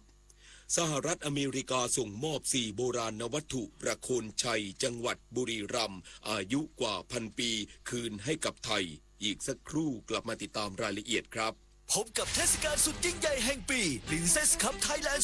2025 การแข่งขันขี่ม้าชิงถ้วยพระราชทานที่สะท้อนสายสัมพันธ์ระหว่างม้าและผู้ขี่อย่างงดงามเดินชมนิทรรศการสุดประณีตเหินไปกับคิดโซนช็อปสนุกเฟียร์มาร์เก็ตอิ่มอร่อยจากฟู้ดทักพิเศษสำหรับคนรักสุนัขกิจกรรม Dog Fun Run ประกวดสุนัขและการแข่งขันสุนัขใช้งาน IGP ชิงแชมป์ประเทศไทย 22-28 ธันวาคมนี้ที่สนามเป้าเข้าชมฟรีค้นพบความสุขของครอบครัวได้ที่ Princess Cup Thailand 2025 เชิญร่วมงานกาชาด2568ร้อยดวงใจปวงประชาน้อมสำนึกพระเมตตาองค์สภานายิกาสภากาชาดไทยเลือกช็อปสินค้าอุปโภคบริโภคพร้อมรุ้นรางวัลพิเศษสลากบำรุงสภากาชาดไทย 11-21 ธันวาคมนี้ตั้งแต่เวลา 11 นาฬิกาถึง 22 นาฬิกาณสวนลุมพินีและช่องทางออนไลน์ผ่าน www.iletcost.org ร่วมร้อยดวงใจสานต่อการให้ที่ไม่มีวันสิ้นสุดธนาคารขอแจ้งว่าบัตรเครดิตในชื่อของท่านมียอดค้างจ่ายจำนวนมากหากไม่จ่ายจะถูกดำเนินคดีนะคะชื่อของคุณเกี่ยวข้องกับบัญชีม้าตำรวจต้องตรวจสอบเส้นทางการเงินครับคุณได้รับเงินภาษีคืนนะคะช่วยกดลิงก์ยืนยันด้วยค่ะอย่าเสียเวลาคุยอย่ากดลิงก์หรือกดติดตั้งแอปพลิเคชันที่มีการอ้างเพราะสถาบันการเงินและหน่วยงานภาครัฐไม่มีนโยบายติดต่อประชาชนทางโทรศัพท์หรือการส่งข้อความถ้าเจอแบบนี้มิจฉาชีพแน่นอนครับ23 มกราคมนี้ห้ามพลาดถนนดนตรีไลฟ์พบกับบทเพลงแห่งความรักความหวังความฝันสื่อประสานด้วยพี่น้องร้องเพลงหนูมิเตอร์และบิวกัลยาณีชมฟรีตั้งแต่เวลา 18 นาฬิกาเป็นต้นไปณห้องออดิทอเรียมอาคารศูนย์ปฏิบัติการสถานีวิทยุกระจายเสียงแห่งประเทศไทยลงทะเบียนเข้าชมได้ที่ Facebook Fanpage ถนนดนตรีเรายังเป็นนักเดินทางสหรัฐอเมริกาส่งมอบ4โบราณวัตถุประโคนชัยจังหวัดบุรีรัมย์อายุกว่า1,000 ปีจากพิพิธภัณฑ์ศิลปะเอเชียเมืองซานฟรานซิสโกคืนไทยโดยกรมศิลปากรเตรียมประสานงานพร้อมกลับประเทศภายในเดือนนี้นางสาวซาบิดาไทเศษรัฐมนตรีว่าการกระทรวงวัฒนธรรมกล่าวว่า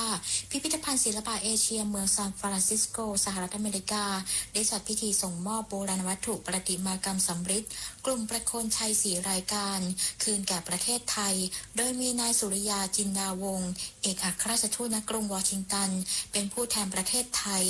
สำหรับโบราณวัตถุทั้ง4 รายการประกอบด้วยประติมากรรมสำริดรูปพระโพธิสัตว์3 รายการและพระพุทธรูป1 รายการเป็นโบราณวัตถุอายุระหว่างพุทธศตวรรษที่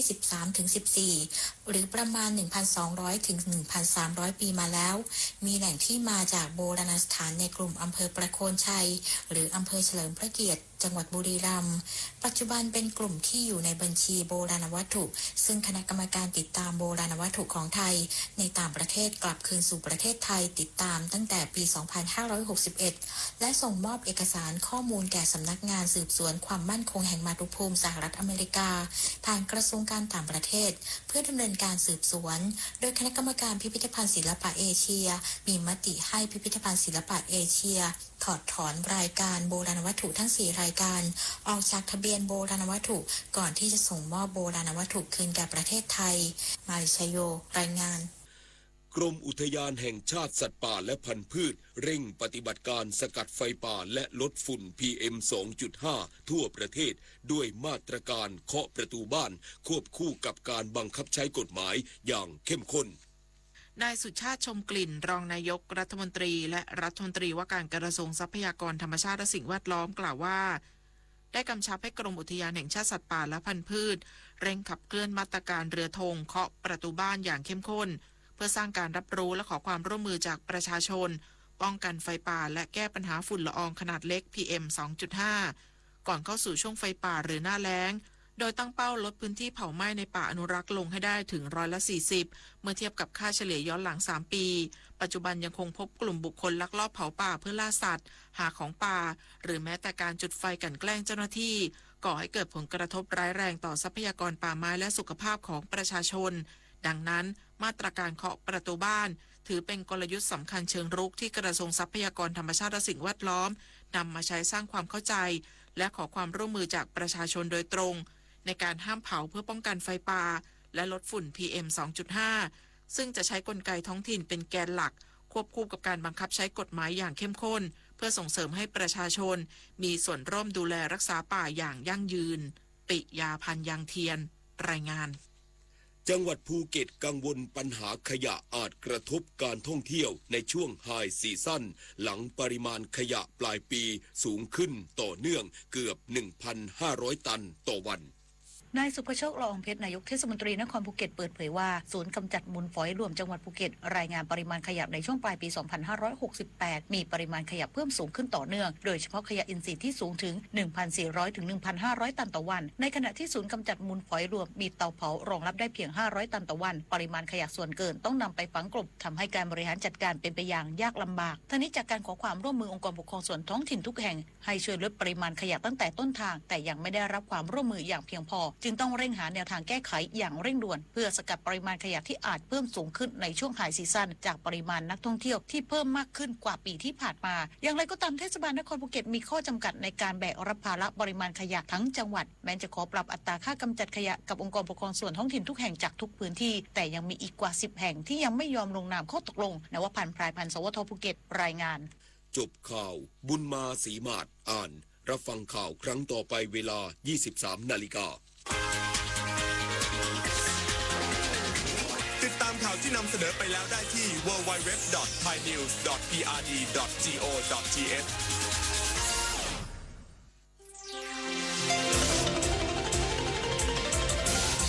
วิทยุแห่งประเทศไทยให้ความรู้กู้ความสุขต่อไปนี้ขอเชิญท่านฟังรายการวิทยุแห่งประเทศไทยให้ความรู้กู้ความสุข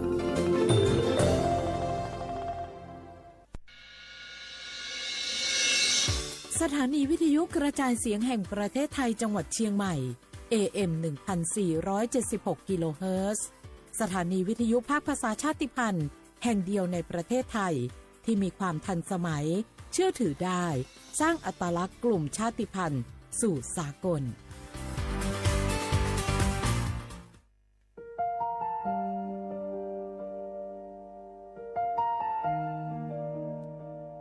ขอน้อมเกล้าถวายอาลัยสมเด็จพระพันปีหลวงพระแม่แห่งแผ่นดินผู้ทรงเมตตาเหนือเกล้าขอพระองค์เสด็จสู่สวรรคาลัย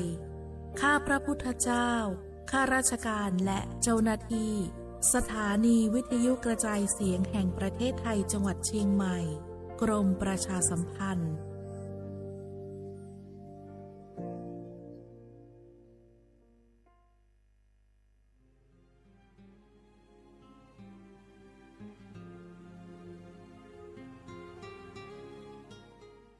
This is a moment of profound grief for the Kingdom of Thailand.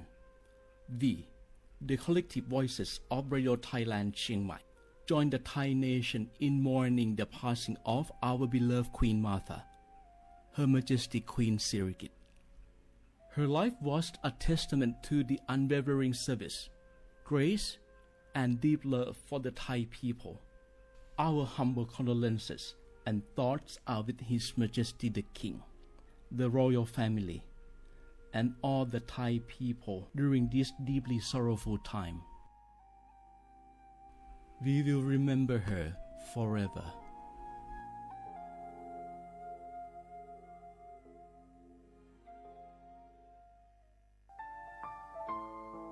เฮาข้าพี่น้องเจ้าคือไต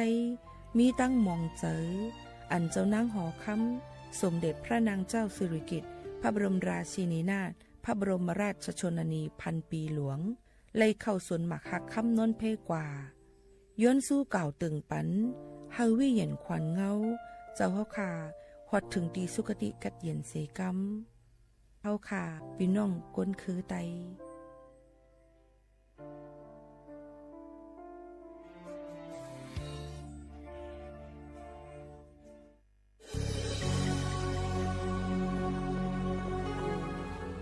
เกิดเป็นคนไทยเติบโตบนผืนแผ่นดินไทยจงภูมิใจในความเป็นไทยชาติไทยเรานั้นนับเป็นชาติที่มีความเป็นมาเก่าแก่ยาวนานเรามีภาษาวัฒนธรรมและมีสิ่งต่างๆที่เป็นเอกลักษณ์ให้เราได้ภาคภูมิใจในความเป็นคนไทยเราควรเห็นคุณค่าและมีความรักชาติหวงแหนแผ่นดินอันเป็นมรดกของบรรพชน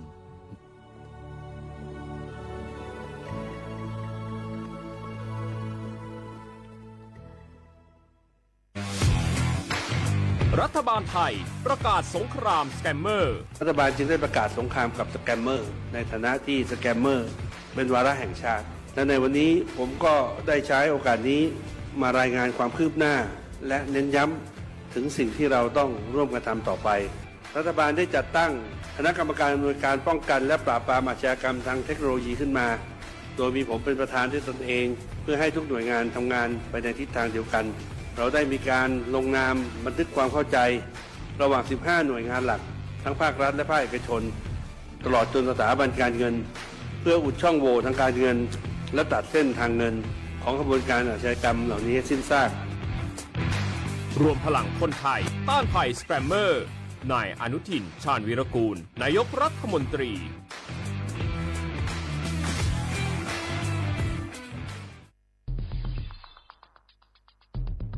แค่3 ปีความเสียหายจากอาชญากรรมไซเบอร์ของคนไทยพุ่งทะลุถึง 94,000 ล้านบาทหรือเฉลี่ยปีละ 30,000 ล้านบาททุก1 ชั่วโมงเราเสียเงินกว่า 3.4 ล้านบาทให้กับมิจฉาชีพออนไลน์โจรไม่เห็นใจคนอาชีพไหนอายุเท่าไหร่สถานะทางการเงินแบบใดหมอพ่อค้านักธุรกิจนักเรียนแม่บ้านข้าราชการเกษียณทุกคนตกเป็นเหยื่อได้เสมอและวันหนึ่งอาจเป็นคุณหรือคนที่คุณรักเพราะจุดอ่อนร่วมของเหยื่อคือความเร่งรีบขาดสติหรือแม้แต่บางครั้งก็เกิดความโลภจนเกินไปอย่าปล่อยให้การกดคลิกเดียวลิงก์เดียวทำให้โจรยิ้มกว้างวันนี้ถึงเวลาแล้วที่คนไทยทุกคนจะต้องร่วมมือกันสร้างภูมิคุ้มกันอาชญากรรมไซเบอร์ช่วยกันหยุดก่อนที่ภัยไซเบอร์จะทำให้คนที่คุณรักและตัวคุณเองกลายเป็นเหยื่อ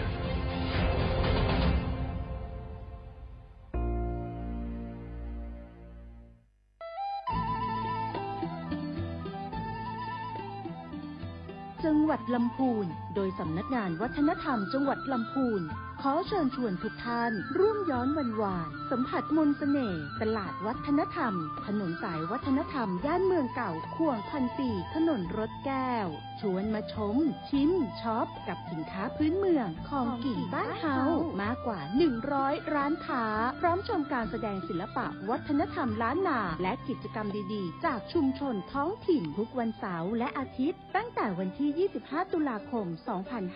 2568ถึง4มกราคม2569ระหว่างเวลา 14 นาฬิกาถึง 21 นาฬิกาณตลาดวัฒนธรรมถนนสายวัฒนธรรมย่านเมืองเก่าข่วงพันปีถนนรถแก้วอำเภอเมืองลำพูนจังหวัดลำพูนร่วมแต่งผ้าเมืองใส่เสื้อผ้าเมืองเดินย้อนวานๆเก็บภาพความประทับใจในย่านเมืองเก่าแล้วคุณจะหลงรักเสน่ห์เมืองลำพูน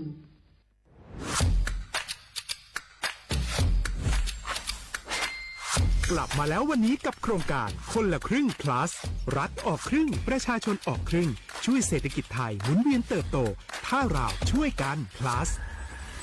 ต่อยอดให้เศรษฐกิจไทยเติบโตอย่างยั่งยืนด้วย5 plus plus ที่ 1 เพิ่มช่วงอายุผู้เข้าร่วมโครงการจาก18ปีเป็น16ปีplus ที่ 2 เพิ่มวงเงินใช้จ่ายจาก150 บาทเป็น200 บาทเพิ่มพลังซื้อของประชาชนเพื่อกระตุ้นการหมุนเวียนในระบบเศรษฐกิจฐานรากลดภาระค่าครองชีพ plus ที่ 3 เพิ่มสิทธิพิเศษด้วยการดูแลผู้ที่อยู่ในระบบภาษีให้ได้รับสิทธิพิเศษมากขึ้นเพื่อสร้างแรงจูงใจให้ทุกคนร่วมอยู่ในระบบอย่างโปร่งใส plus ที่ 4 เพิ่มโอกาสให้นิติบุคคลขนาดเล็กเข้าร่วมได้ให้ธุรกิจเติบโตเป็นกำลังสำคัญของเศรษฐกิจไทย plus ที่ 5 เพิ่มทักษะใหม่เพื่อพัฒนาให้ร้านค้านำความรู้ใหม่ๆมาช่วยเพิ่มยอดขายลดต้นทุนเรียนรู้เติบโตและปรับตัวไปกับเทคโนโลยีใหม่เพื่อสร้างเศรษฐกิจที่แข็งแกร่งจากคนละครึ่งสู่คนละครึ่ง plus ไม่ว่าจะสั่งข้าวคนละจานชาเขียวคนละแก้วขนมเค้กคนละชิ้นหรือหลายๆชิ้นก็ใช้ส่วนลดได้ทันทีสูงสุดวันละ200 บาทแถมใช้กับฟู้ดเดลิเวอรี่ก็ยังได้สำหรับประชาชนไทยอายุ16ปีเป็นต้นไปสมัครรับสิทธิ์ผ่านแอปพลิเคชันเป๋าตังวันที่ 20-26 ตุลาคม 2568 สำหรับร้านค้าที่สนใจร่วมโครงการสมัครได้ผ่านแอปถุงเงินวันที่ 15 ตุลาคมถึง 19 ธันวาคม 2568 แล้วเตรียมพร้อมรับลูกค้าจากทั่วประเทศเพราะนี่คือโครงการที่คนไทยทุกคนช่วยกัน plus เพื่อให้เศรษฐกิจไทยโตไปพร้อมกันโครงการคนละครึ่ง plus ดำเนินการภายใต้เป้าหมายที่ชัดเจนของรัฐบาลในความต้องการกระตุ้นเศรษฐกิจลดภาระค่าครองชีพให้ประชาชนและยกระดับศักยภาพผู้ประกอบการไทยให้พร้อมในยุคดิจิทัลโดยยังคงยึดหลักความโปร่งใสตรวจสอบได้และป้องกันการใช้สิทธิที่ผิดวัตถุประสงค์คนละครึ่ง plus เพิ่มพลังเศรษฐกิจไทยพร้อมโตไปด้วยกัน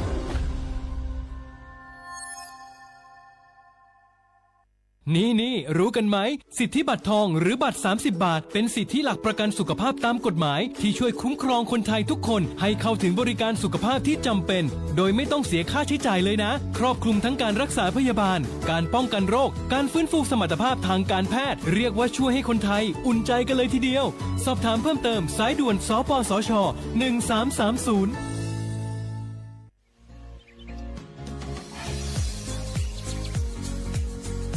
จำหนังเปิงมติครม.มือวันที่29เดือนธันวาคม2568ไป67เฮาฮิปเน็ตแกลิดปัญหาสถานะและสัญชาติคนอันอยู่ตั้งเมืองจึงไทยจอมาตรา17นั่นตอนตาพี่น้องเฮาเขาอันเข้ามาอยู่ตั้งเมืองไทยหึงนั้นและมีไว้เข้าจอมเปิงเฮากว่ายืนย้อนสถานะต่างดาวเขาเมืองถูกแม่นจอมเปิงไล่ตอนตาลูกอ่อนอันเกิดตั้งเมืองจึงไทยมีอำนั้นก็แม่มีไว้ทะเบียนประวัติบุคคลไม่มีสถานะทางทะเบียนอำนั้นไว้10ปีถูกแม่นยาวในจึงเฮาก็ยืนย้อนสัญชาติไทยจอมหนังมาตรา7ทวีไล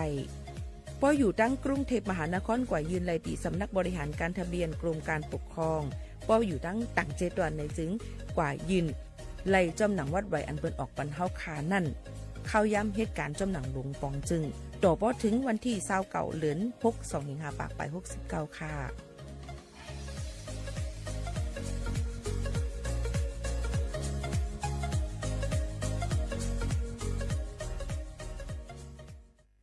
พี่น้องเขาสนใจใครปืนเผาผ่านตั้งห้องเปิดเสียงสวทเก้งใหม่ปั่นตั้งหู้ห่มปาดังมีดังซื้อถ่อมแจ้งแล้งหลีกว่าไก่ในปืนตีเจดอนเก้งใหม่กับสืบมาเลยดี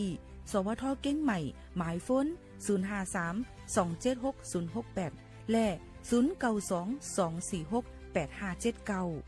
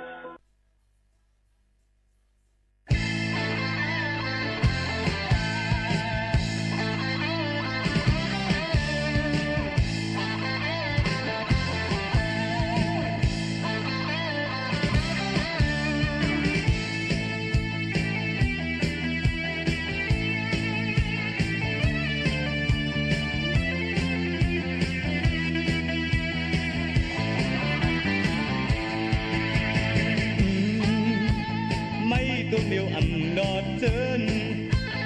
มีเงินเดียวเพื่อนอันว่าวันว่าอึงปีนสังปีนมาหือมาต่อปาสู่เก่าเบเซอร์เนนอย่าอยู่หลอกอยู่ลายปองพังอย่าอยู่หลอกอยู่ลายไตอ่างไตเต็งนอนขึ้นเปลี่ยนตื่นปากเหมือนเช่นปีตื่นว่าอันลับดีตาออกเสียงความมันเป็นละจับไม่ตัวเดียวอันดอดเจินมีเงินเดียวเพื่อนอันว่าวันว่าอึงกินสังกินมาหือมาโตปาสู่โตเปเตอร์เนนอย่าอยู่หลอกอยู่ลายปองคังอย่าอยู่หลอกอยู่ลายไตอ่างไตเต็นนอนขึ้นเตียนตื่นปากเหมือนเช่นปีตื่นว่าอันลับดีตาออกเสียงความมันเป็นละจับ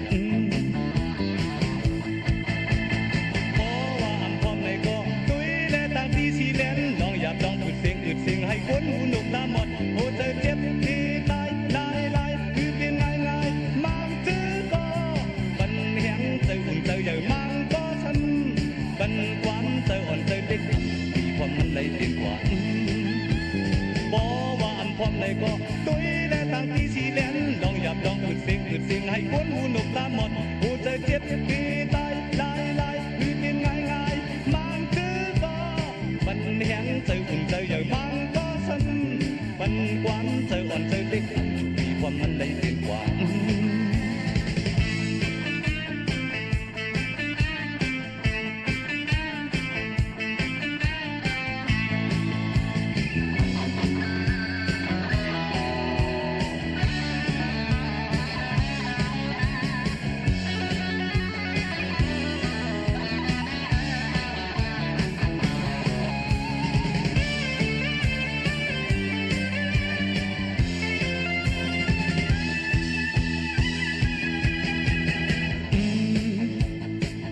ตัวเลี้ยวอันดอดเจินมีเฮือนเลี้ยวเบิ่นอันว่าวันว่าอึงเป็นสังเป็นมาหือมาปอปาสู่เก่าเบเซอร์เนอย่าอยู่หลอกอยู่ลายปองคังอย่าอยู่หลอกอยู่ลายไตอ่างไตเต็นนอนขึ้นเตียนตื่นปากเหมือนเช่นปีตื่นว่าอันลับดีตาออกเสียงความมันเป็นละจับบอกว่าความในก็ตุ้ยและต่างที่สีแลนลองอยากลองพูดเสียงให้คนหูหนุกตาหมดโอ้เธอเจ็บตีตายลายลายถึงเป็นง่ายง่ายมางจื้อก็บันแหงเจออุ่นเจอใหญ่มางก็ฉันบันความเจออ่อนเจอเล็กทำถูกมีความมันเลยเด่นกว่า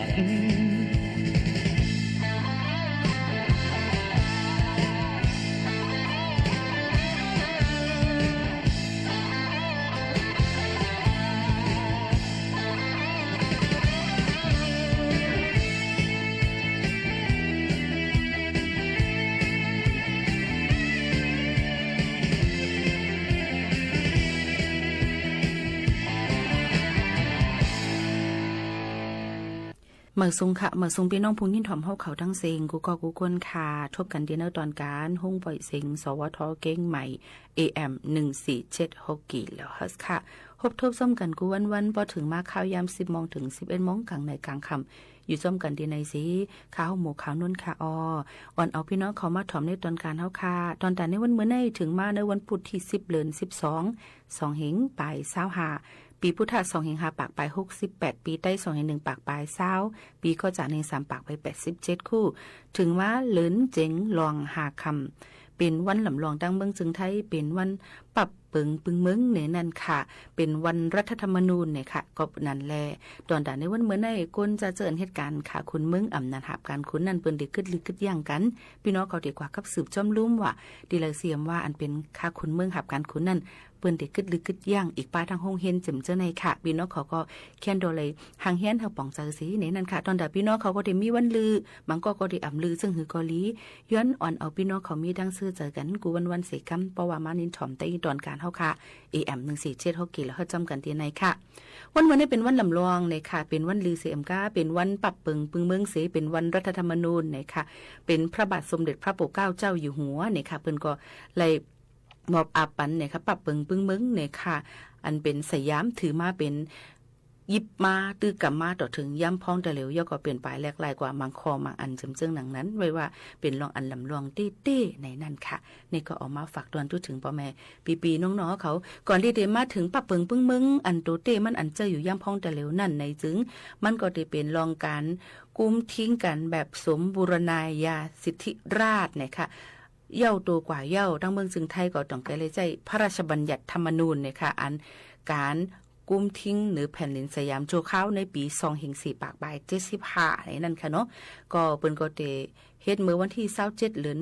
6อิงกฤษนะคะปีพุทธ2-4ปากบาย75นะคะโยก็ดียอดูหลีงามสิจงเคยมาเปลี่ยนเป็นย้ำพองตะเหลวในซึ่งดังไหนค่ะก็ได้เลยว่ามีลองลำลองเต้ๆในนั่นค่ะเกี่ยวกับไปลองปรับปึงมึงอันที่เปิ้นเซิร์ตื้อกันโยก็เฮาเฮ็ดจำหนังปักเปิงไม้มีให้ทุกเมียนอะไรให้ป่นเปลี่ยนจังได๋เปิ้นก็เอาตามตั้งผิดกว่าจ้อมว่าซึ่งหนังไหนค่ะนี่ก็เป็นวันอันลำลองวันนึงสิมื้อนี้ก็เป็นวันลือการพี่น้องเขารับชมอยู่ที่แล้วตั้งไหลก็ให้มีตั้งซื้อเจอกันกูก็กูก้นค่ะสืบลือลือใจถ่อมด้วยอันห้องแฮนไว้ปันพี่น้องเขาก่อนค่ะ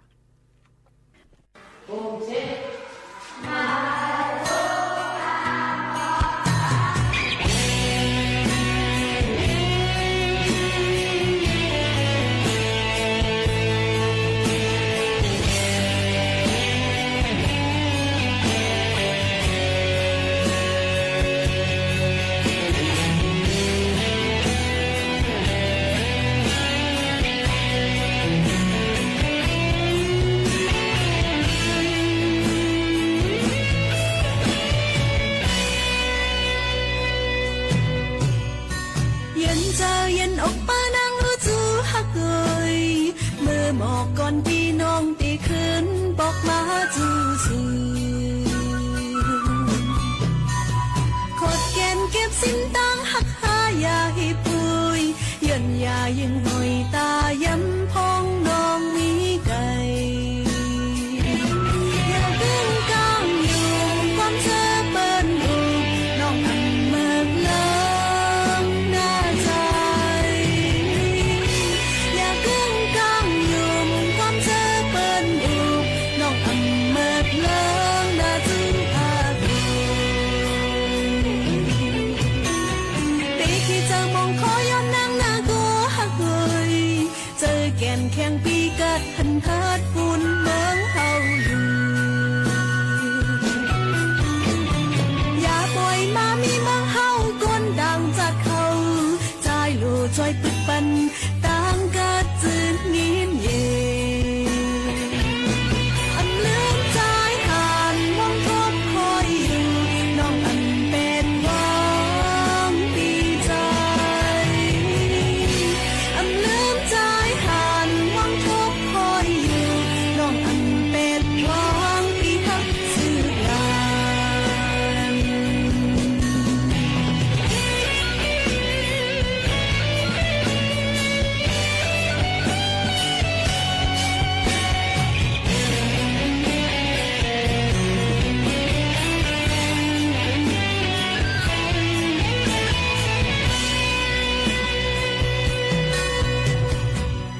เจอมองขอย้อนนั่งหน้าขอหักเลยเจอแก่นแข่งปีกาดพันเทิดปูนเมืองเฮาอย่าปล่อยมามีเมืองเฮาคนต่างจากเขาใจลู่จอยปิดบัน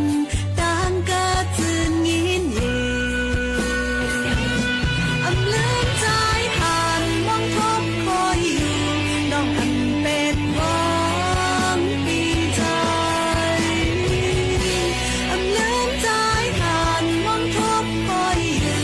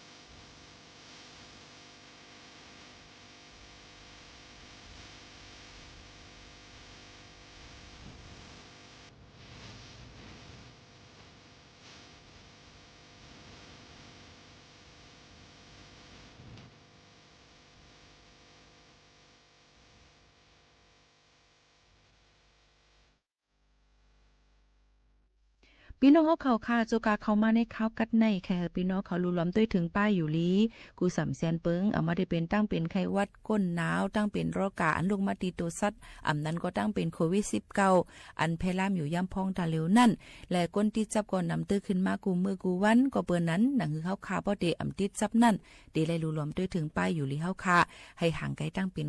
เหี่ยวในค่ะอ๋อก็เปิ้นนั้นเคยย้อนฝากฟังไว้ปั่นพี่น้องเขาซิกินเลือดกินไม้กินจ้อไผ่จ้อมันค่ะล้างมือให้หมดเสือเซียนเสืออยู่ห่างไกลกันแล้วก็ปิกซบนะคะอ๋อแล้วปิกซบอันนั้นก็ใส่ผ้าต้มคนหนังแมสอันว่านั่นประวัติกว่าอยู่ในเกกลางก้นขึ้นควันนำในก็เป็นทางหนึ่งลองคัดเจอเสียงเอามาฝากตอนตัวถึงพี่น้องเขาอยู่ในค่ะออน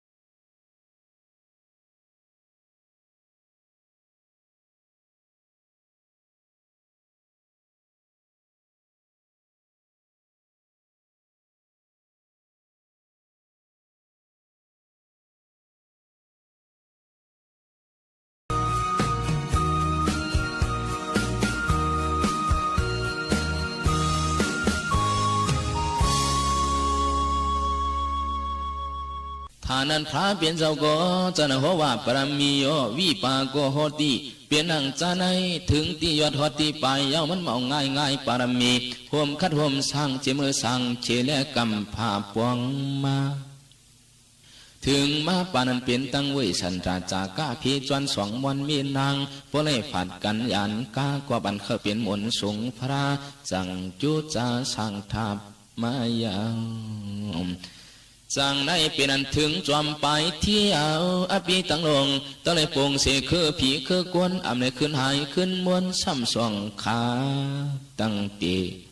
เจ้าได้ใครลาดปานจานเวยสันตราหลวงเจ้าเอาเปลี่ยนตั้งดูจุนจากก้าเพราะเลยยันฟางลืมปีเมืองเจ้าหอคำมือสั่งเนไม่เสียนลำนันยาเข้าเป็นหลายวังกำปาหลายวังกำปาพอไม่ลุกเลยมือภาวนาไว้ก็หากินโอจามักไม่มักตวกยังเลยเอาเปลี่ยนจากการนั่งเจ้าถอดปียังเลยยันกันส่วนปรมีจากกะหาปากัญญาลี2 เปียงในยังอันเอาเปลี่ยนเถียมยังปรมีสูลงปงวางขิงย้ำนั้นยังรู้ปัญหาหมอปุงนาเท่านั้นยาวนายเล่เป็นอังมือนั้นยังมีเมืองหลงหงหางสตังหลังไก่โหโหโตดวนกวนซ้อนสัตว์ปอตันปกตังอิงทองเมืองเจ้าเข้าสื่อจีตุกตราสายยาเมืองมนเมืองเปียวโหนอปกตังยังเพื่องทวงเสือสวงลองมาปานกาบสิ่งเสียปานกาบสิ่งเสียจำจ้วงเป่าของคนมนอ่อนปันเอากุนวันไว้ยังอันข้างนางหุ่นฟุกสาวัตตีลีโนเปียววังฟุงกวางนั้นยานปีกมันนั้นกูมือห่อสองปวงทับน้ำมุนจังว่าอูเมืองไกวสายใจเมืองไกวเลี้ยงเสียงเสียงเสียงกวางกวนป่วงกินตันเมืองเมืองจานทานเป็นสตังข่าวนั้นโอนกวนสุไหลเต้าพอตันฟุงปวกฟุงเมาไว้จังจักเมืองเจ้าจีตุกตราอันวันในยามนั้นปานคนสิ่งเจียเศร้าในโหเสียงคำเปลืองพุงเฮืองนางเปลี่ยนขนเปลี่ยนเจ้าอยาจาคนเจ้านังอย่าก่อยเปลี่ยนเมืองเมาเสือเจือนเปื่อนยังไหลเต้าเข่าเมากาข้าเมาเมือกเฮือสึกเพียวทองเฮือสึกเพียวทองสองเสือจ้าก้าสังกอตัวเขาเปลี่ยนปันเปียวปันมวนก้นตวนกินดูท่านกูมือวันขาเปลี่ยนยังเสตันก้นท่านอ้วนปันไว้ท่านเปลี่ยนเมืองเจ้าสาวสว่างกาเปลี่ยนเมืองเตอเมืองหวังเปื่อนยังเพียวปวงไหลเต้าเข้าเปลี่ยนมาโคโวต่างปวงจังซึ่งง่ายใครขาดเปลี่ยนกัดกูมือฮื้อตัวเฮียงก้นท่านนำหน้าตัวขวัดมาทองเปลี่ยนนางหลวงฟุกสาวัตติอากาไม่สีนางหลวงมีพยากูวันยังอันเอาเปลี่ยนจากก้าเงินคำโคเลี้ยงหวังปั่นกวนยาเจือนมหามายอนจวนเกจนเกเตียงขึงปวงจุนดูจุนทาบป้อมไว้ลาบไว้ยำนางก็ยังอันจ้างเปื่อนปวงเฮ็ดจะรอบสาละ6 หลังก้นกามาขายมาถังมาเศร้าเมืองไก่เมืองยาวนั่นตุกทองมาลือโคยยาจะรอบจะตู้ตีสาสีนาเวียงสีหลังกลางมัน2 หลังจะรอบจะตู้ติซาเอาเป็นรองตาหน้าจากก้าปทานสีชาหันฮือสังวางจำหิมตั้งไว้เนาะนางก็ยังอันสู้ดวงพัฒนาเขาเลยปลุกตาลูกทอดลูกเมียจีจัดกำผ่านนั้นเสียงฮอดเองตามเมืองเสียงจ้าผีทานั้นขนงเสียจายังอันตุยมาคงกลางหางหลอยปอดจันหันการนางหลงพุกสาวัตตีเมืองจีตุกตราสัทธาปังสันสีสู้เตืองย้อนโลกในยามสิกจาก็จะนำมือปังอลวงเตียนอาตุกสีตาเมืองคำยำนันหันลวงมือปวงหมุนตั้งตันกุนจันหลวงตั้งนี่ปวงสร้างปารมีหันมือตีมือตั้งปฏิสันติเข้าเป็นไม่อีปวมีกุจารกุภาวะเมืองจีตุกตรานั้นเอกกะไม่สีเปลี่ยนเวลาปาลายจันลายขามายท่านั้นหลวงเจ้าก็จะน่ะหับปั้นหมวกยาคุณเจ้าเองตานั้นพอท่านหลวงตั้งกับภาวกันตีหันโคพุกสาวัตตีที่อันจอยนางหลวงท่ านั้นวิ่งเงียนขวัญคิงอหลวงเปียงเสเมืองผีมาเศร้ากุงตัวนางเมืองห่อเสียงอยู่วังปวงต้องเมวายามฐานั้นนางหลวงมีพยาก็หูยาวปฏิสันติมาติมาเศร้านักโดข่าวโมยิงนางยังอันหันเสอสังวังกาตังหลวงตุหังขันธายังอันอัมจ้าอัมไม่อัมมีเจ็บไขโยกะยังอันกัดเย็นจำสาปังเจือนอัมก้นแน่อัมขึ้นสว่างนางจึงนำหน้าเย็นไว้มันยังมีพิสังฐานั้นนางก็ยังอันเอาเปลี่ยนตาหน้าจากกาเปลี่ยนซื้อผ้าคู่เด้งเงินคำยังอันต้มอย่างต้ยืนศรัทธาเจรนากูเมื่อไรถ้าเอากูวันปานจึงจิงฟุงนางเปลี่ยนเหียงยังอันอ่อนกันเศร้าในหอเสียงหอคำวันยามแก่นยังอันยินปังเสือจืนทางห้างไว้ฐานั้นวันหนึ่งในวันหนึ่งคืออันคุณเจ้าสิ่งจียาโกยังอันได้หันนางลงพักลาปามันปันสุปันเงินคำห้ำพีไหลเปิดปานลุมลาฐานโปกวนปานสว่างลิสาฐานั้นป้วนถึงมาเก้าเลือนจำสูนางก็ยังอันเจอปวงอู้เย็นเคเลียนนั้นเหมือนห่างตักซ้ำเปียวซาอันที่เจอขอในวะนางก็ยังอันจั่วจึงจริงอย่าหาปักนั้นท่านั้นตั้งกวานเลียนอู้เย็นส่วนโคมอกยาปันป่าอันตีนสนท่านั้นจะนวันกันดวงยันเนหัวเนนั้นเนวังนางลายเปลี่ยนฝงเปลี่ยนเจออ่อนกันฝาเฟือท่านปวดเตียกนั้นอ่อนยงไว้ยาวจางดาวันกันเมื่อถึงจะรอบสาลาตันกลางนางก็ยังอันเนื้อตัวหนึ่งมาตะขโมยฟ้านันยาส่วนปฏิสันทีจังดังวิขึ้นจะรอบจึงจิงปันหวับกว่าปันปฏิสันทีนั้นกีทวนพดทานเกี่ยมเจตุกผักยันมาเนื้อวางสาลานาเนื้อย่าเมื่อหลวงเจ้าพระเกิดหันหน้าทานนั้นอันเป็นจังจึนเมโต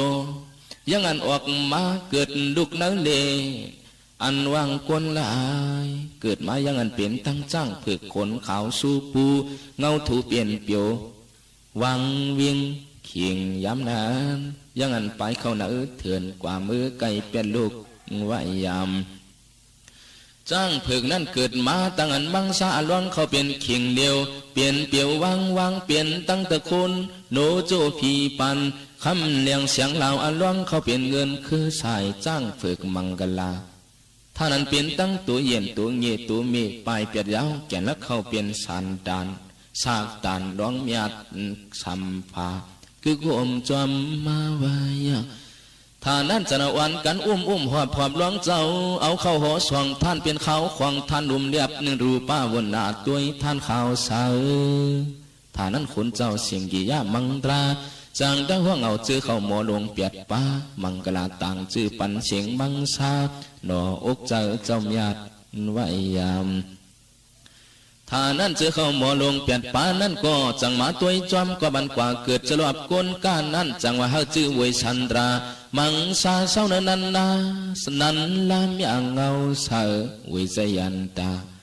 จ้างผึกนั่นก็ยังอันกึ่งก้างหันยังเหมือจืนโปตานกวายอายมาเห็นซาสีขบห้าขบนั่นข่าวว่างาเลียงสุงหุงไว้แก่นและเข้าเป็นพ่อผักหลวงเจ้าเวสันรายาสิงยาจาเข้าเป็นคนเผือกเสือสองท่านเป็นหลวงมับมีบตัวกว่าโคคนท่านพงข่าวเหมือนจังวันละท่านั้นเจ้าหลวงก็นางเขาลุมลาวันกาสวมปันลมวันเสนอสวงสานไม่เพคำวันยามอื่นวันรวมฟ้องข่าวสาวเล่มากาปั่นหัวไว้ยามวันหนึ่งในวันหนึ่งเครื่องอันอ่ำต้นเปลี่ยนดาวเปลี่ยนกูอันว่าหูไข่วัดไอของเคยังอันลดอีกูเลื่อนดาวโปทานสีชาปีหนึ่งและปีหนึ่งเป็นอันหันยังมือมูจอมันอู้ตัวยาสีไข่ปันปวดเมาลุดข่าวว่า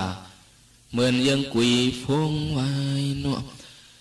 ท่านั้นหันยาใส่มากูมือเฮือยังสามขาบยาปอตันหมูจานวงเอิงน้ำวัดตัดรูป้าวนนาจวมนิดเก่งปี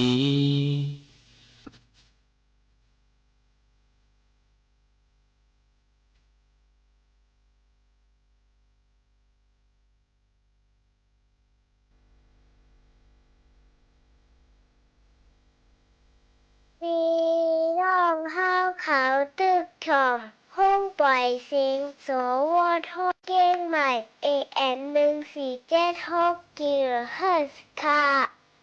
อย่าลืมปั่นแห้งค่ะนะ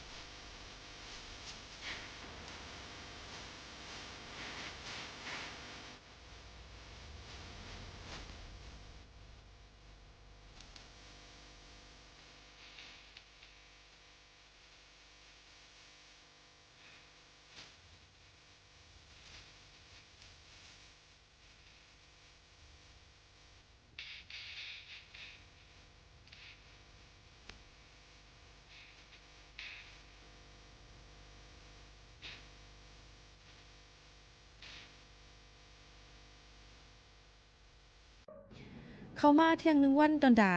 มีลมกัดลมเย็นมันเป็นข้าวกัดค่ะให้มันไหมกึ่งกลางไหมก่อมไหลบ่เป็นกลางว่าดังเก้งไหมก็เลยว่าไหมอยู่นั่นค่ะน่ะย้อนเพิ่นนั้นเฮาคาก็กลางในเจ้าๆในก็เต็มมีลมกัดลมเย็นมาหรือเลยนุงปันเสื้อโคอันอุ่นอกอุ่นโตอุ่นใจหรือล้อมได้ถึงป้ายอยู่ลีเฮาคานั่นจอมกินน้ำเงืองแวลองกินน้ำแข็งค่ะยก็หรือเลยล้อมด้วยถึงลองตั้งกินทั้งย่ำก็เบอว่าบ่เข้ากัดในลาลีกินก่อมไล่ก็ต้องเฮต้องปุ๊บต้องป้องต้องอิวต้องนองจังหนังไหนค่ะเยอะก็เป็นวัดอยู่อำดีกินอำหวานยายาสังว้าวค่ะกับฮบทบหมอยาเสเอามากินนั่นเตมีพรหลีดอนตาเฮาค่ะเตเปลี่ยนยายายดยาวค่ะเลยหลีสังว้าวค่ะยามกินจังนั้นมาเอากว่ากินแลในก็ลกคนเข้าโลแลกันนั่นในจึงติดจางให้ได้มันติแค้นอยู่ คันไพ่อยู่ก้อยกาว่ามันเด็กกว่าตุ้ม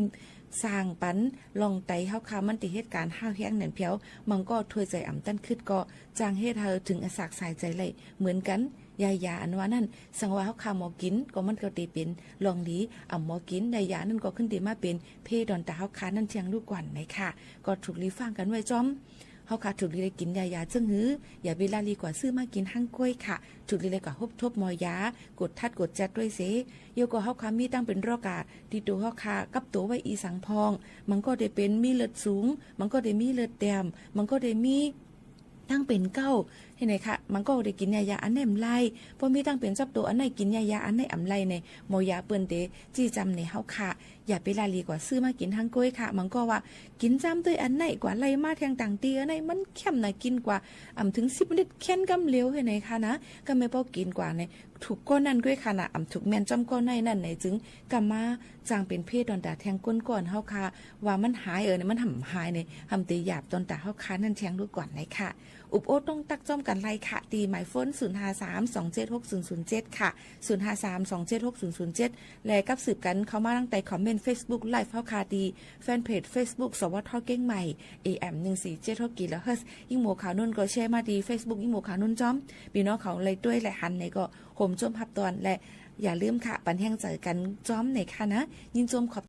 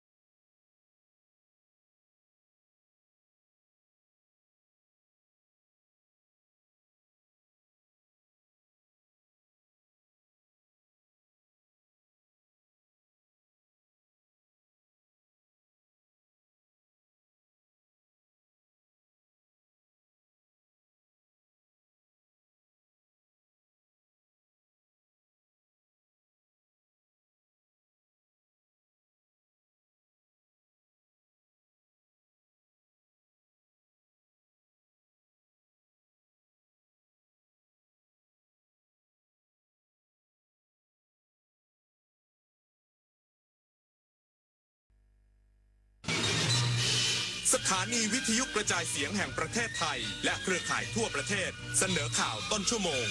รู้เร็วรู้จริงเกาะติดทุกสถานการณ์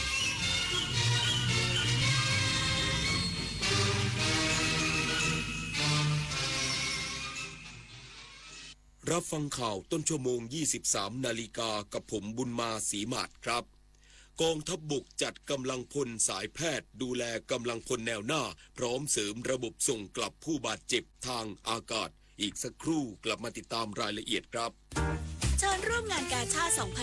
2568 ร้อยดวงใจปวงประชาน้อมสำนึกพระเมตตาองค์สภานายิกาสภากาชาดไทยเลือกช็อปสินค้าอุปโภคบริโภคพร้อมรุ้นรางวัลพิเศษสลากบำรุงสภากาชาดไทย 11-21 ธันวาคมนี้ตั้งแต่เวลา 11 นาฬิกาถึง 22 นาฬิกา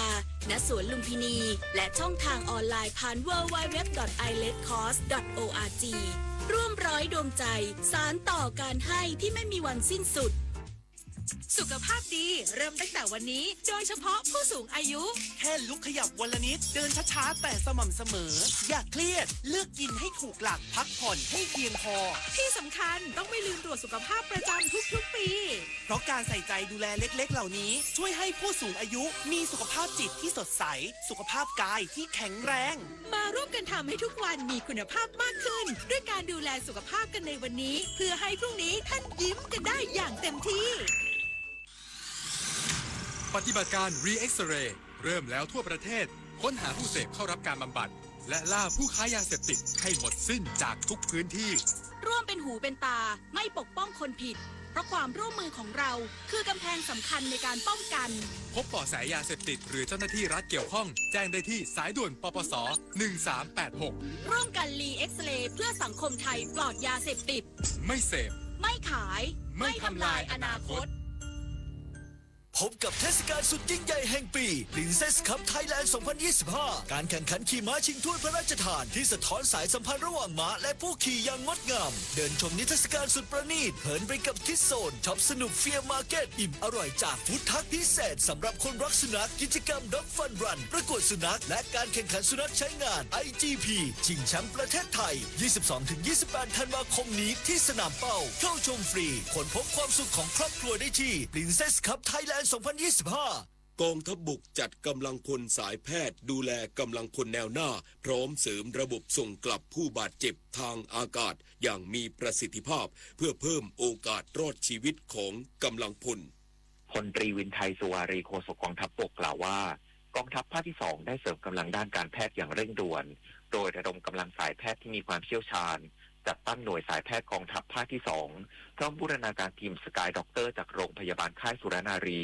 เพื่อสนับสนุนการลำเลียงผู้บาดเจ็บออกจากพื้นที่ปฏิบัติการให้เป็นไปอย่างรวดเร็วปลอดภัยและทันต่อการรักษาในช่วงเวลาวิกฤตขณะเดียวกันกองทัพบกยังได้จัดเตรียมกระบวนการส่งต่อผู้บาดเจ็บมายังทีมแพทย์ส่วนกลางณโรงพยาบาลพระมงกุฎเกล้าภายใต้ระบบการแพทย์ร่วมเพื่อให้การรักษาดำเนินการอย่างต่อเนื่องไร้รอยต่อรวมถึงการผ่าตัดฉุกเฉินณโรงพยาบาลแนวหลังทันทีซึ่งเป็นการยกระดับประสิทธิภาพการดูแลลดความเสี่ยงและเพิ่มโอกาสรอดชีวิตของกำลังพลอย่างเป็นรูปธรรมถือเป็นการดูแลผู้ปฏิบัติหน้าที่แนวหน้าอย่างเต็มขีดความสามารถโดยมาตรฐานการรักษาที่ดีที่สุดเพื่อให้กำลังพลทุกนายสามารถฟื้นตัวและกลับมาปฏิบัติภารกิจเพื่อชาติได้อย่างแข็งแรงและมั่นคงต่อไปปริญญวิทย์เปี่ยมสมบูรณ์รายงานสถานการณ์ชายแดนไทยกัมพูชาบริเวณใกล้อำเภอละหารทรายจังหวัดบุรีรัมย์ยังคงตึงเครียดโดยอพยพประชาชนไปอยู่ในพื้นที่ปลอดภัย นายเทพนมสมเสมอนายอำเภอละหารทรายแจ้งให้ทุกครัวเรือนในเขตเสี่ยงเร่งอพยพไปยังพื้นที่ปลอดภัยทั้งศูนย์พักพิงชั่วคราวสนามช้างอินเตอร์เนชั่นแนลเซอร์กิตศูนย์พักพิงในพื้นที่สวนหลังหรือบ้านญาติพร้อมจัดศูนย์พักคอยณหอประชุมอำเภอละหารทรายเพื่อรอรับกลุ่มเปราะบางผู้สูงอายุผู้พิการและผู้ที่ไม่มียานพาหนะโดยมีเจ้าหน้าที่คัดกรองและรถรับส่งไปยังศูนย์พักพิงตลอดทั้งวันแม้พื้นที่ละหารทรายจะไม่ใช่จุดปะทะโดยตรงแต่เป็นพื้นที่เฝ้าระวังที่สามารถได้ยินเสียงปืนใหญ่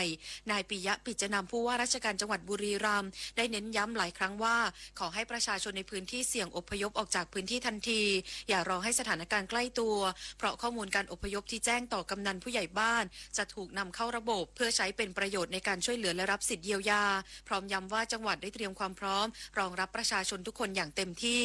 พิมพกาอุ้ยรำสวทบุรีรัมย์รายงานรัฐมนตรีว่าการกระทรวงพาณิชย์เร่งดำเนินมาตรการเยียวยาประชาชนและฟื้นฟูเศรษฐกิจหลังน้ำลดโดยเฉพาะการดูแลราคาสินค้าและสนับสนุนการสร้างอาชีพใหม่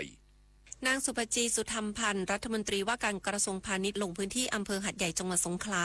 เพื่อติดตามสถานการณ์หลังอุทกภัยพร้อมส่งมอบสิ่งของอุปโภคบริโภคให้ประชาชนที่ได้รับผลกระทบและร่วมทำความสะอาดบริเวณตลาดกิมหยงและลงพื้นที่มณฑลฐานบกที่42โรงพยาบาลสงขลานครินทร์เพื่อสนับสนุนสิ่งของจำเป็นให้แก่บุคลากรและหน่วยงานที่ยังคงปฏิบัติงานช่วยเหลือประชาชนอย่างต่อเนื่อง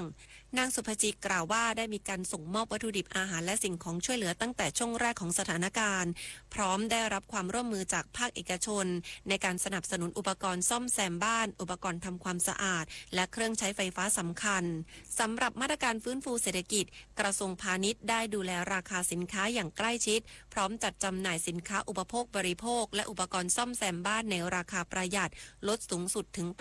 80% ผ่านความร่วมมือกับภาคเอกชนหลายรายเพื่อบรรเทาภาระค่าครองชีพของประชาชน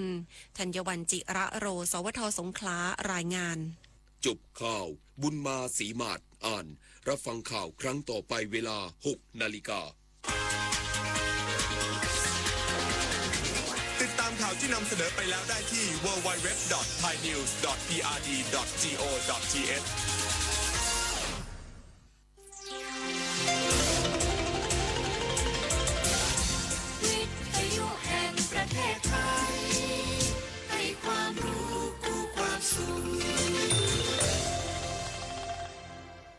ต่อไปนี้ขอเชิญท่านฟังรายการเพื่อนฝันดำเนินรายการโดยจารุลินมุสิกพงศ์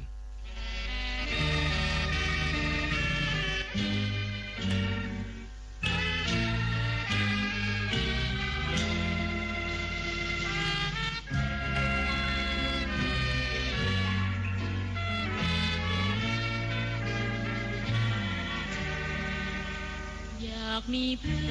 อนร่วมฝันในวันนี้วันที่มีเสียงเพล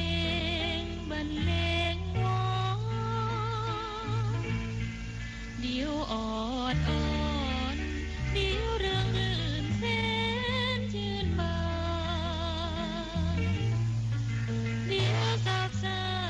นเดี๋ยวโศกซึ้งตรึงอาไทย ชั่วโมงที่2ของเพื่อนฝันวันพุธที่10ธันวาคม2568อุเทนพรหมพันธ์ใจควบคุมเสียงค่ะ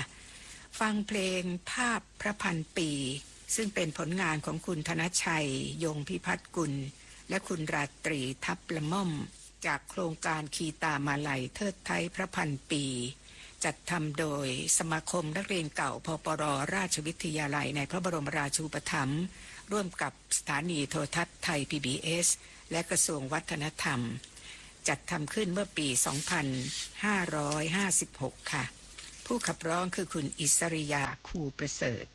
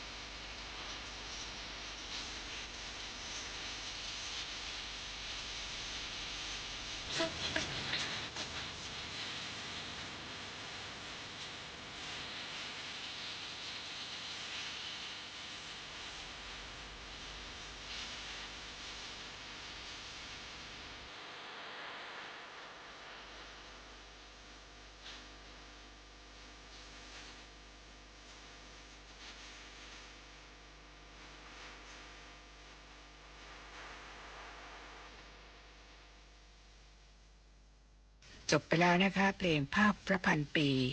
โดยคุณอิสริยาคูประเสริฐเป็นเพลงที่บรรยายให้เห็นถึงความรักความทุ่มเทของสมเด็จพระพันปีหลวงที่มีต่อประสบกนิกรผ่านภาพถ่ายมากมายที่ประทับอยู่ในความทรงจำของคนไทยนานแสนนานและตลอดไปฟังเพลงภาพเธอจากคุณภาหวังในธรรมค่ะผลงานของพลตรีหลวงวิจิตรวาทการในละครเรื่องอนุภาพพระคุณรามคำแหงแสดงเมื่อปี 2497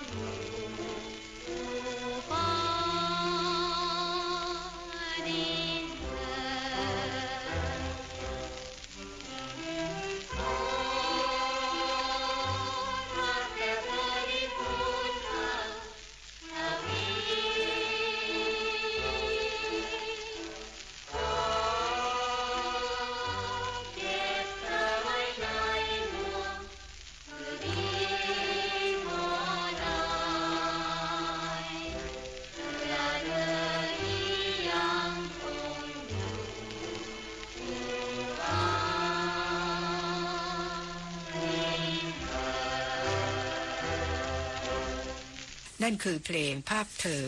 จากละครของพลตรีหลวงวิจิตรวาทการเรื่องอนุภาพพระขุนรามคำแหงปี 2497 คุณภาหวังในธรรมเป็นผู้ขับร้องนะคะและวันนี้นอกจากเป็นวันคล้ายวันสถาปนามหาวิทยาลัยธรรมศาสตร์แล้วก็เป็นวันที่ระลึกรัฐธรรมนูญไทยด้วยค่ะฟังเพลงเทิดรัฐธรรมนูญขับร้องโดยคุณอุดมสุนทรจามอนเ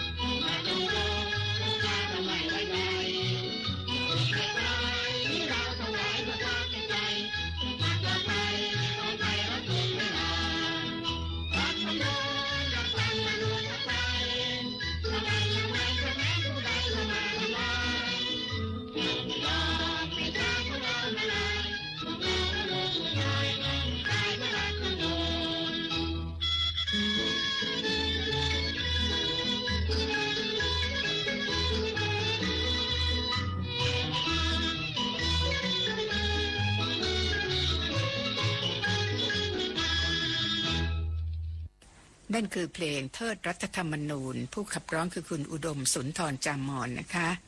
และในวันนี้เราจะฟังเพลงจากนักร้องหญิงที่ขับร้องคู่กับนักร้องชายจะเริ่มด้วยเสียงของคุณเพ็ญแขกาลจารึกค่ะเกลือจิ้มเกลือคู่กับคุณอุโคตจันเรืองนะคะเพลงที่2รำวงดอกไม้บ้านนอกคุณเพ็ญแขคู่กับคุณชาญเย็นแขและจันทรามาลีคุณเพ็ญแขคู่กับคุณวินัย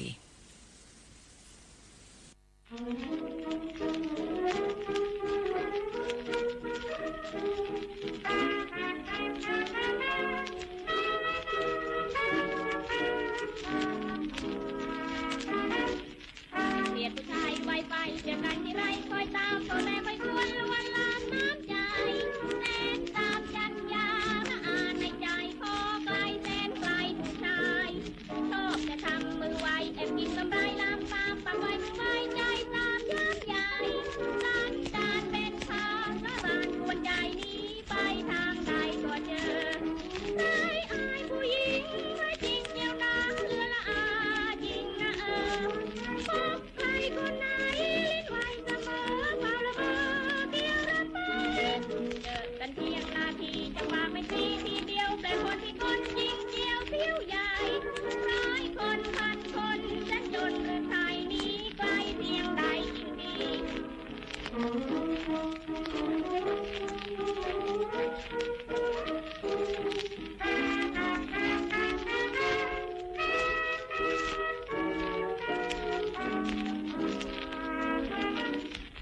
แอบฟังคนนินทาแต่ปวดอุราเต็มทนแม่ด่าว่าชายเลวคนไร้ดี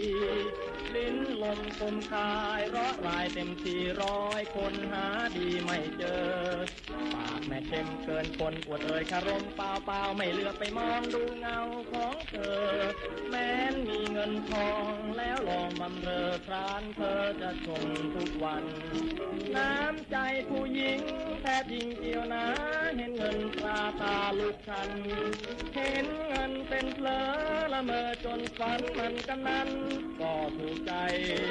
หากว่าใครมีเงินไม่เคยจะเมินไม่ตรีเจอกันยังทำเป็นดียิ้มแอคนินทาชายมิอายในใจแท้จริงนั้นใครจะทราบ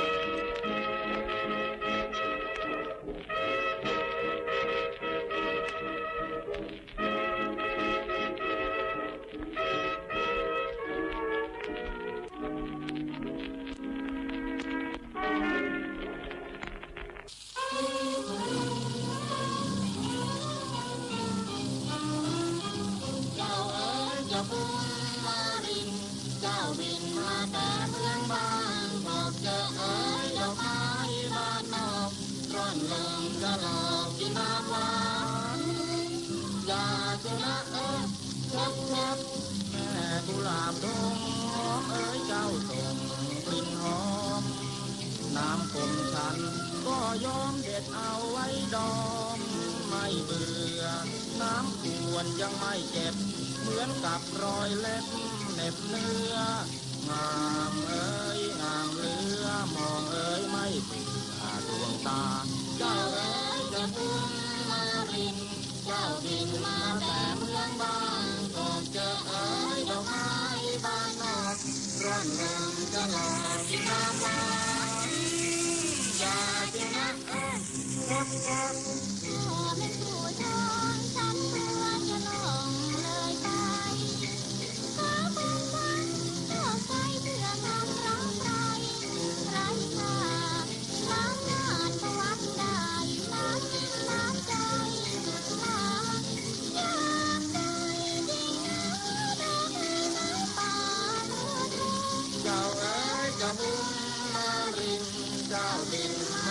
เมืองบางกอกจะเอ๋ยดอกไม้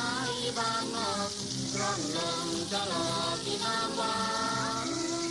อย่าเจนักชมโอ้กุหลาบเอ๋ยน้ำคำช่างเอ๋ยลำเลือรถเต็มลำยิ่งเกลือจับเอาว่าเจือคำชวนเล็บจิตพอลิดหลบน้ำป่าก็พบหลบดวนลมเอ๋ยลมหวนกลิ่นดอกไม้สวยบั่นใจเจ้าเอ๋ยจะพุ่งมาดินเจ้าบินมาแต่เมืองบางกอกจะเอ๋ยดอกไม้บานนอกร่อนลมจะหลอกที่น้ำหวานอย่าเพียงนะคุณคนขอพระผู้ทองทำยกย่องยอดาวน้ำเต็มล้นข้าเราอาบทองขึ้นคราวเพียงหวานพบแปลงจะเราได้น้ำจิตน้ำใจสาธรตัวใจปากหายตัวถึงเลือผ่านล้นวันเจ้าเอ๋ยจะบุญมารินเจ้าบินมาแต่เมืองบางกอกจะเอ๋ยดอกไม้บานนอกร่อนลมจะหลอกที่น้ำหวานอย่าเดี๋ยวนะ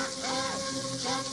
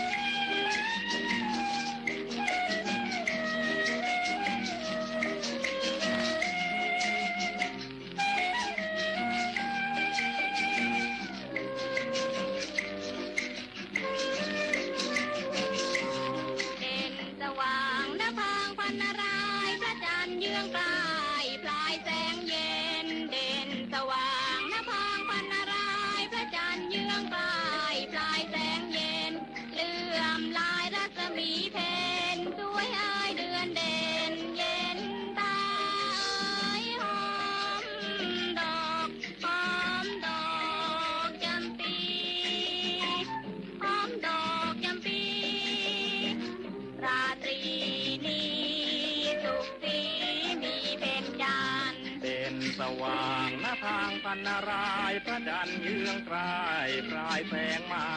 เด่นสว่างหน้าทางพันนารายพระจันทร์เยืองกลายปลายแสงมาเด่นดวงโสมปองตา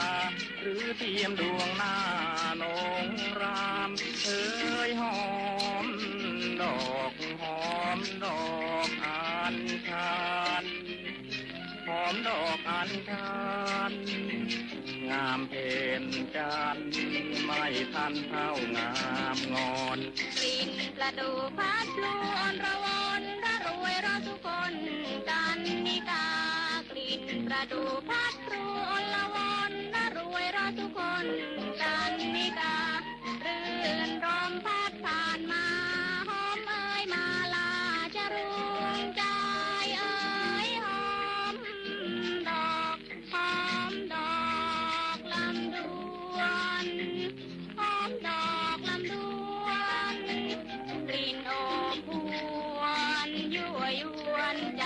สรานกลิ่นประดู่พัดรวนละวนละรวยรสสุคนปนกล้าเคล้ากลิ่นประดู่พัดรวนละวนละรวยรสสุคนปนกล้าเคล้ากลิ่นพันไม้ยั่วยาวหรือเทียมกลิ่นเจ้า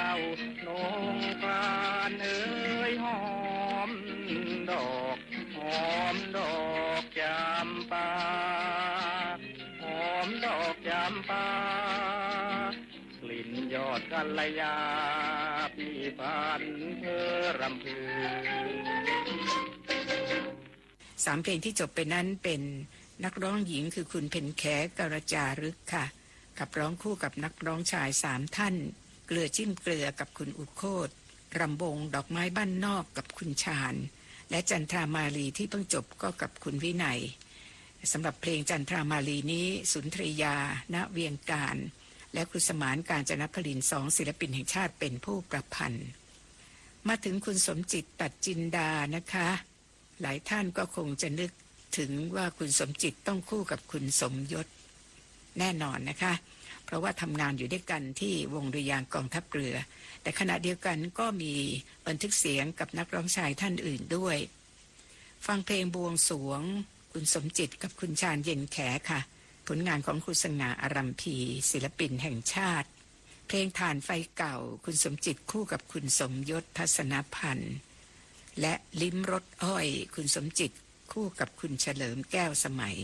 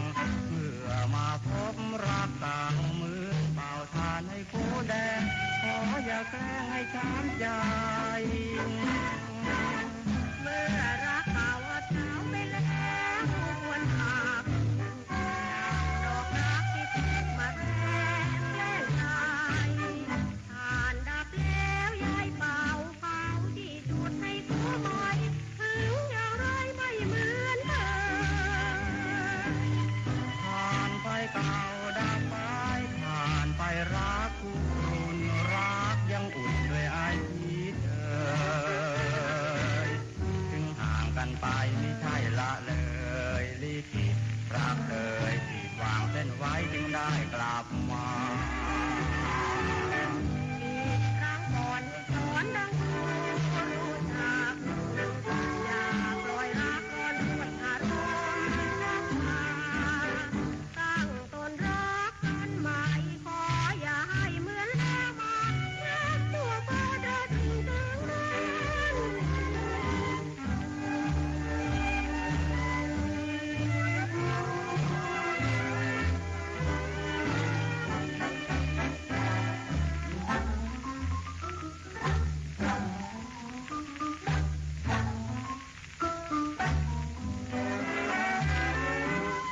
ผ่านไปเก่าดับไปผ่านไปรักทุกรุ่นรักยังอุ่นด้วยไอคิดเธอถึงห่างกันไปไม่ใช่ละเลยริกิรักเคยขีดวางเส้นไว้จึงได้กลับมาครั้งก่อนให้สอนดังรู้จักอย่าปล่อยรักร้อนด้วยอารมณ์รักมาตั้งตนรักกันใหม่ขออย่าให้มันแล้วมารักโลกพาราตรึงตึงมัน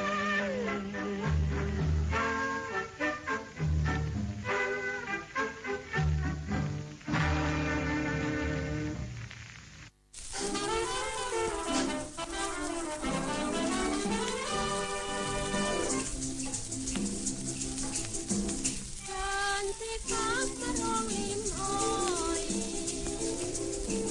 รสเลิศรอยอร่อยหวานครามอ้อยของฉันนั้นหวานล้ำไม่ใช่รวงให้หลงงามลิ้มสักคำจะติดใจแต่อยากซื้อลองชิมสักข้อ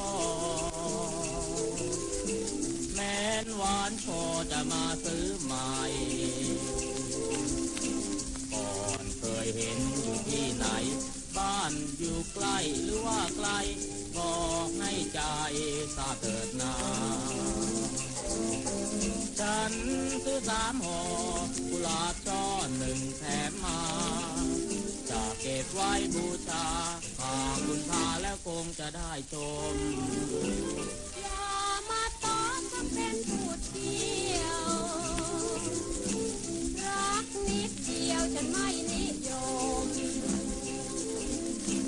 ด้วยคนรักที่รวยผมถูกอารมณ์นั้นมีแล้วไม่แล้วรักใครอีกนะ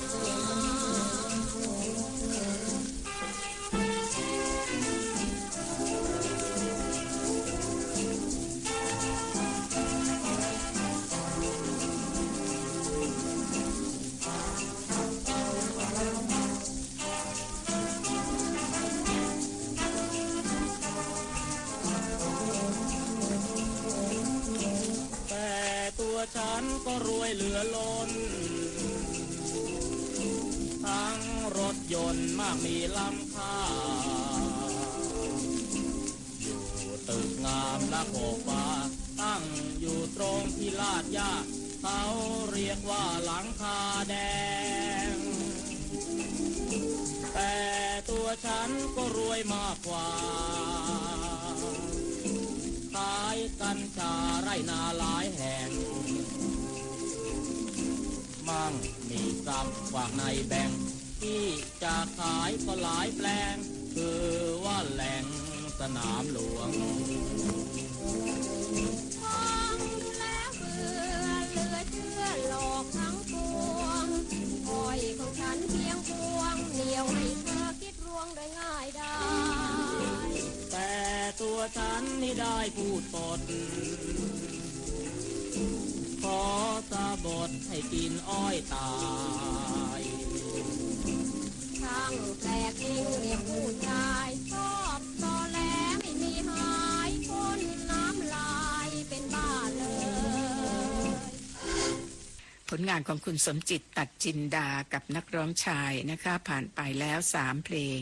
กับนักร้องชาย3ท่านคุณเฉลาวประสบศาสตร์เราจะฟัง2เพลงที่ท่านขับร้องคู่กับนักร้องชายนะคะเพลงแรกมงคลศรีสุข คุณเฉลาวขับร้องคู่กับคุณภูลสวัสดิ์ทีมากรน้ำพึ่งในพระจันทร์คุณเฉลาวประสบศาสตร์ขับร้องคู่กับคุณรำเพยนนครฟัง2 เพลงค่ะ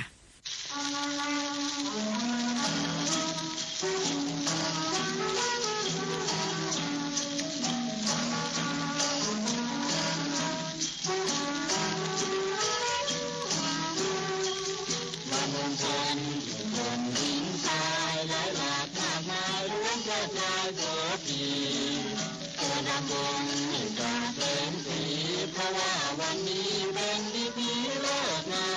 นเคยอยู่ทำไมรำให้งานพื้นเพลงใหญ่ถึงมาเพลงเพลงเราล้วนกันเองมัวเพลงใจใครสาวคอยจะแงล้วนแต่งามวิไลชาติขอให้สมใจเพราะฉันทำไมในเริ่มมงคลวันมงคลคนหญิงชายหลายหลากมากมายล้วนเพื่อพายเจอปีจงรำวงนิ่งกาเสมสีเพราะว่าวันนี้เป็นพิธีเลิกงานเคยอยู่ทำไมรำให้งานพื้นเพลงใหญ่ถึงมาเพลงเพลงเราล้วนกันเองมัวเพลงใจใครสาวคอยจะแงล้วนแต่งามวิไลชาติขอให้สมใจเพราะฉันทำไมในเริ่มมงคลวันมงคลคนหญิงชายหลายหลากมากมายล้วนเพื่อพายโสภีเพื่อรำวงกาเสมสีเพราะว่าวันนี้เป็นพิธีเลิกงานเคยอยู่ทำไมรำให้งานพื้นเพลงใหญ่ถึงมาเพลงเพลงเราล้วนกันเองมัวเพลงใจใครสาวคอยจะแงล้วนแต่งามวิไลชาติขอให้สมใจเพราะฉันทำไมในเลิกมงคลวันมงคลคนหญิงชายหลายหลากมากมายล้วนเพื่อพายโสภีเป็นลำวงกาเสมสีเพราะว่าวันนี้เป็นพิธีเลิกงานวันมงคลคนหญิงชายหลายหลากมากมายล้วนเพื่อพายโสภีเป็นลำวงกาเสมสีเพราะว่าวันนี้เป็นพิธีเลิกงาน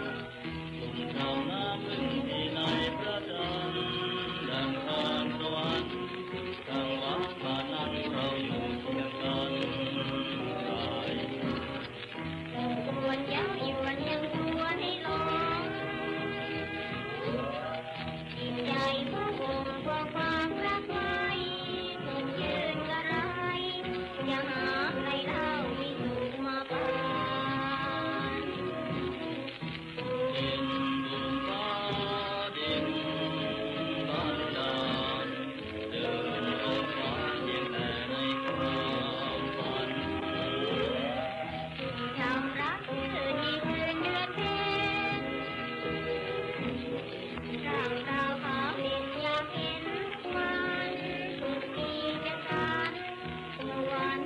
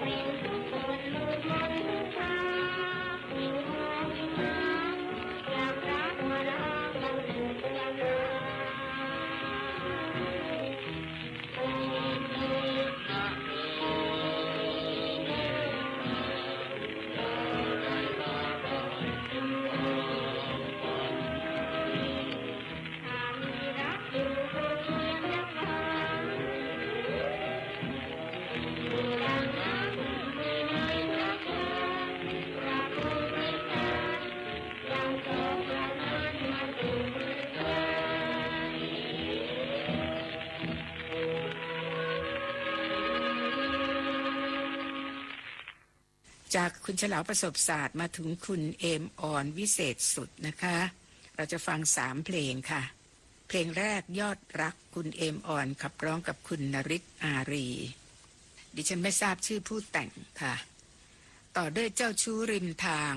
คุณเอมออนบันทึกเสียงกับคุณเลิศประสมทรัพย์ก็เป็นการบรรเลงของวงโฆษณาสารและใต้เงาสีทองคุณเอมออนวิเศษสุดบันทึกเสียงกับกรุงกดินหรือครูนครถนอมทรัพย์ศิลปินแห่งชาติ3เพลงนะคะ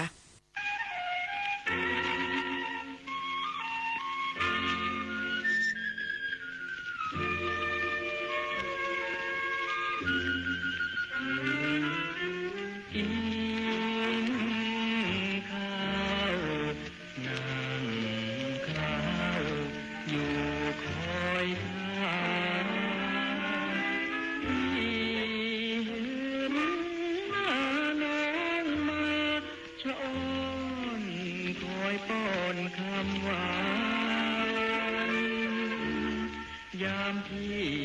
มนมองน้องพยาบาลหรือไปไกลบ้านมีน้องอยู่เกลียคอพี่จ้าแม่ลืมน้องเคยเกลียเคยยามใครได้น้องอยู่คอยเฝ้า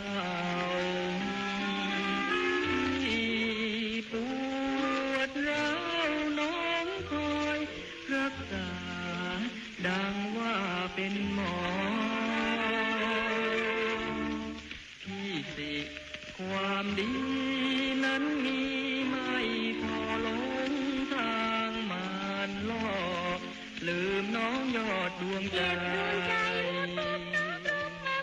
อย่ามางวนน้องคืนที่ใหม่รักขอฝากใจพักขอให้รักอย่าจองเวรจองกรรมให้พี่ช้ำในความราชัยชื่นใจขอไปให้พี่ต่อไปนี้จะถนอมดวงชีวาขอให้พี่นี้โทษทานพี่จะขอสัญญารักมันมีปั้นมุสาจะเถิดทูลน้องไว้ทุกเวลาเห็นใจน้องว่าเป็นขวัญตาขวัญใจยอดรักยอดรักจงให้อภัย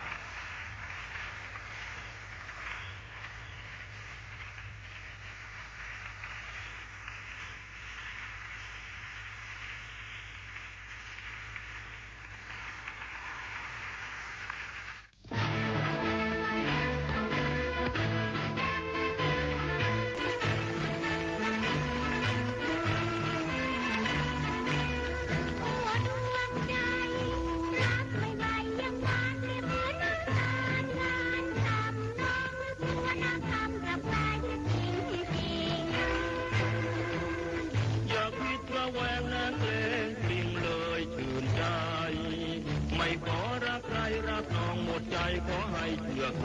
ำย้ำโปรดย้ำคำที่พี่ได้กล่าวออกมาโอ้ควันตาพี่รักน้องกว่าใคร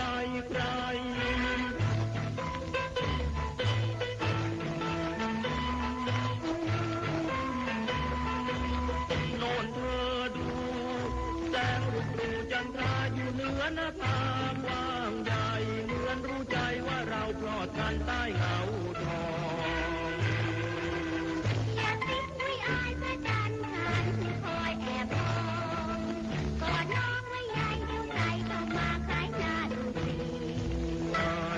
พี่ดมแก้มสักทีจะดีไม่เบาไม่เอาลูกไม้จำจำเจ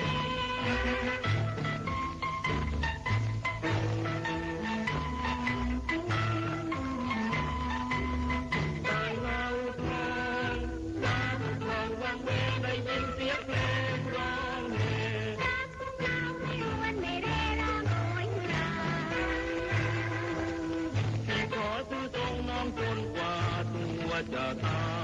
ยจะพามันลายน้องยังคือน้องมันคงว่าจะในร่มเงาจันแจ่มตาที่เราสุขใจสวรรค์ใดๆที่ไหนจะเท่าเงาจันทร์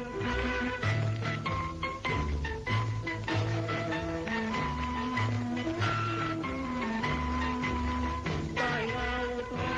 งฟ้าทุกฝั่งวังเวงได้ยินเสียงเพลงร้อง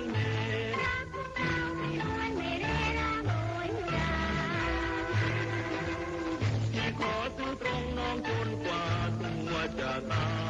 ยจะฟ้ามันลายน้องยังคือตรงมันคงว่าจะในร่มเงาจันแจ่มตาที่เราสุขใจสวรรค์ใดๆที่ไหนจะเท่าเงาจันทร์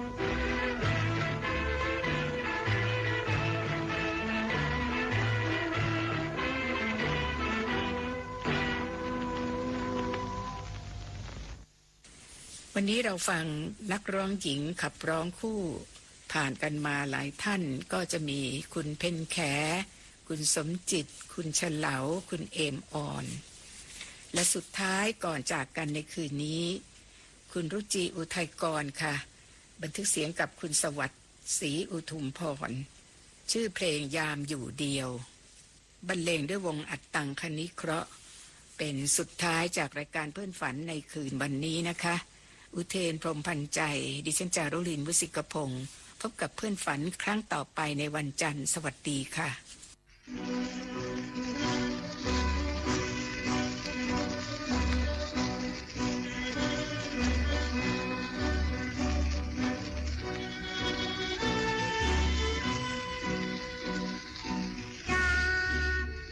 เราอยู่เดียวเปลี่ยวใจไม่เพื่อนสนทนาไม่มีเพื่อนสนทนา